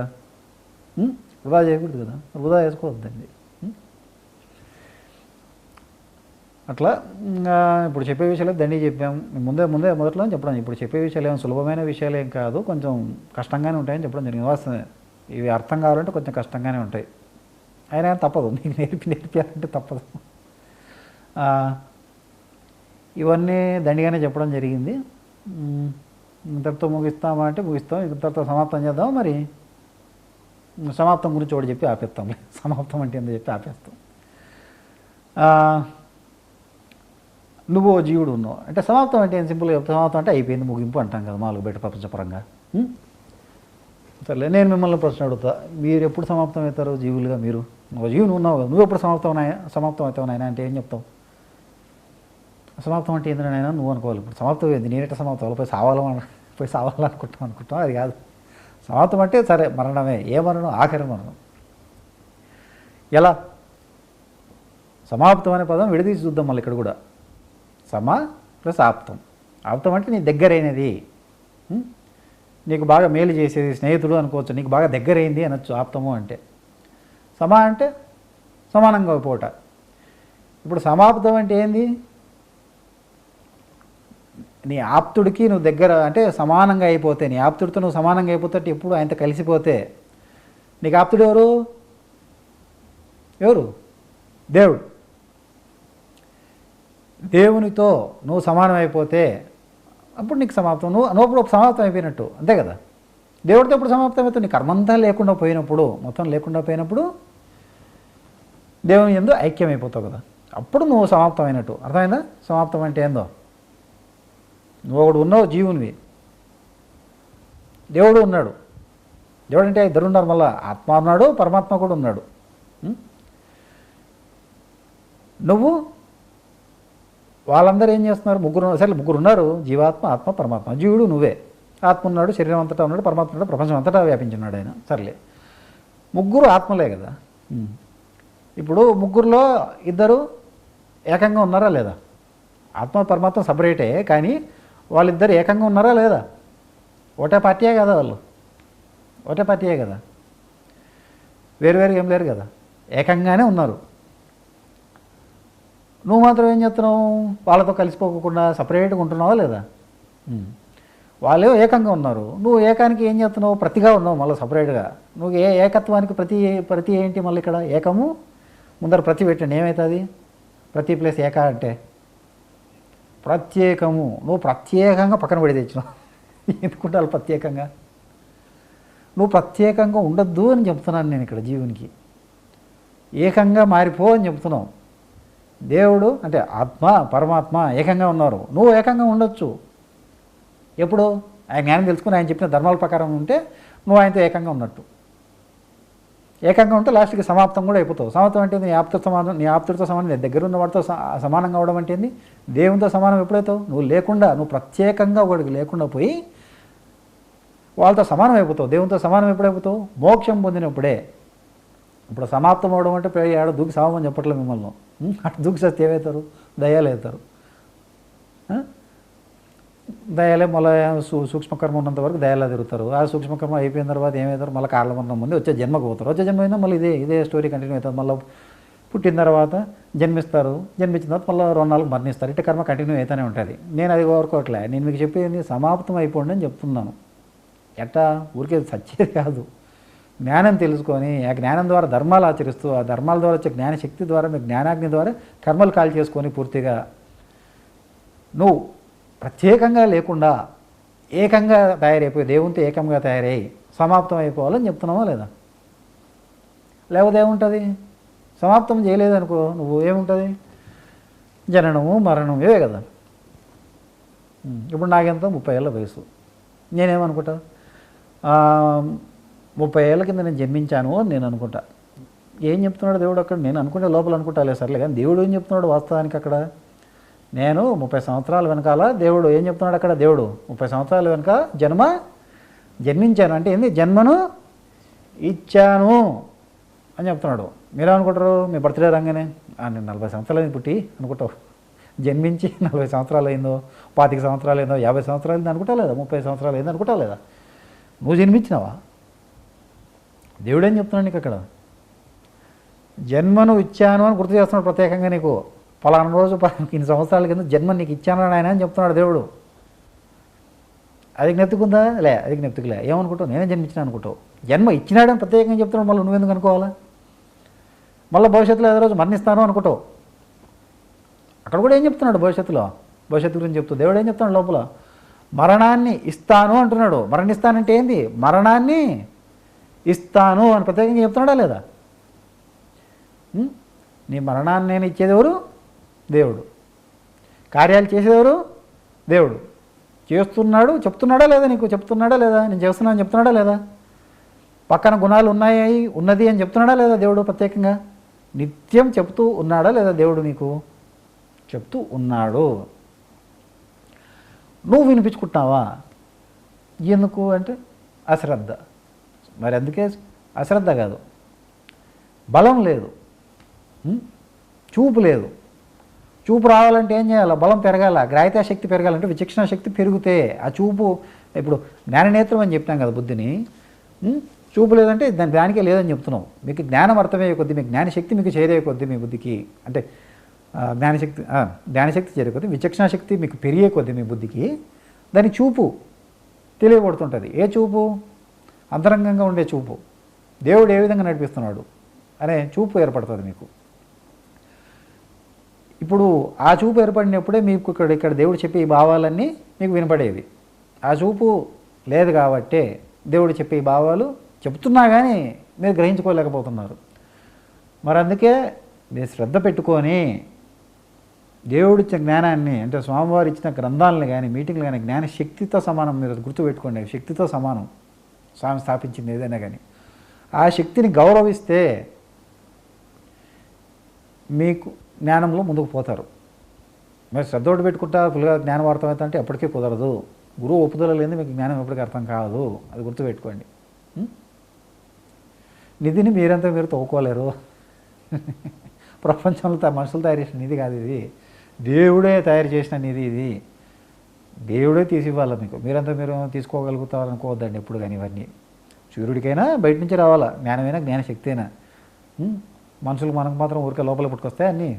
శ్రద్ధ మీరు పెట్టుకోగలరు. అది మీ లోపల మీరు పెట్టుకోగలిగింది ఏంది? శ్రద్ధ. శక్తి బయట నుంచే రావాలి, జ్ఞానశక్తి కానీ జ్ఞానం కానీ. అప్పుడు మీకు బలం ఏర్పడుతుంది. సర్లే, ఇప్పుడు చెప్పేవని బాగానే అర్థమైనాయి కదా. దేవుడి గురించి చెప్పండి, నిధి అంటే చెప్పడం జరిగింది, ప్రతినిధి అంటే చెప్పడం జరిగింది, మీకు తెలుగులో ఉండే పదాల అర్థాల గురించి చెప్పడం జరిగింది, ప్రసాదం అంటే ఏ విధంగా తీసుకోవాలని చెప్పడం జరిగింది, దాని అర్థం ఏందో చెప్పడం జరిగింది.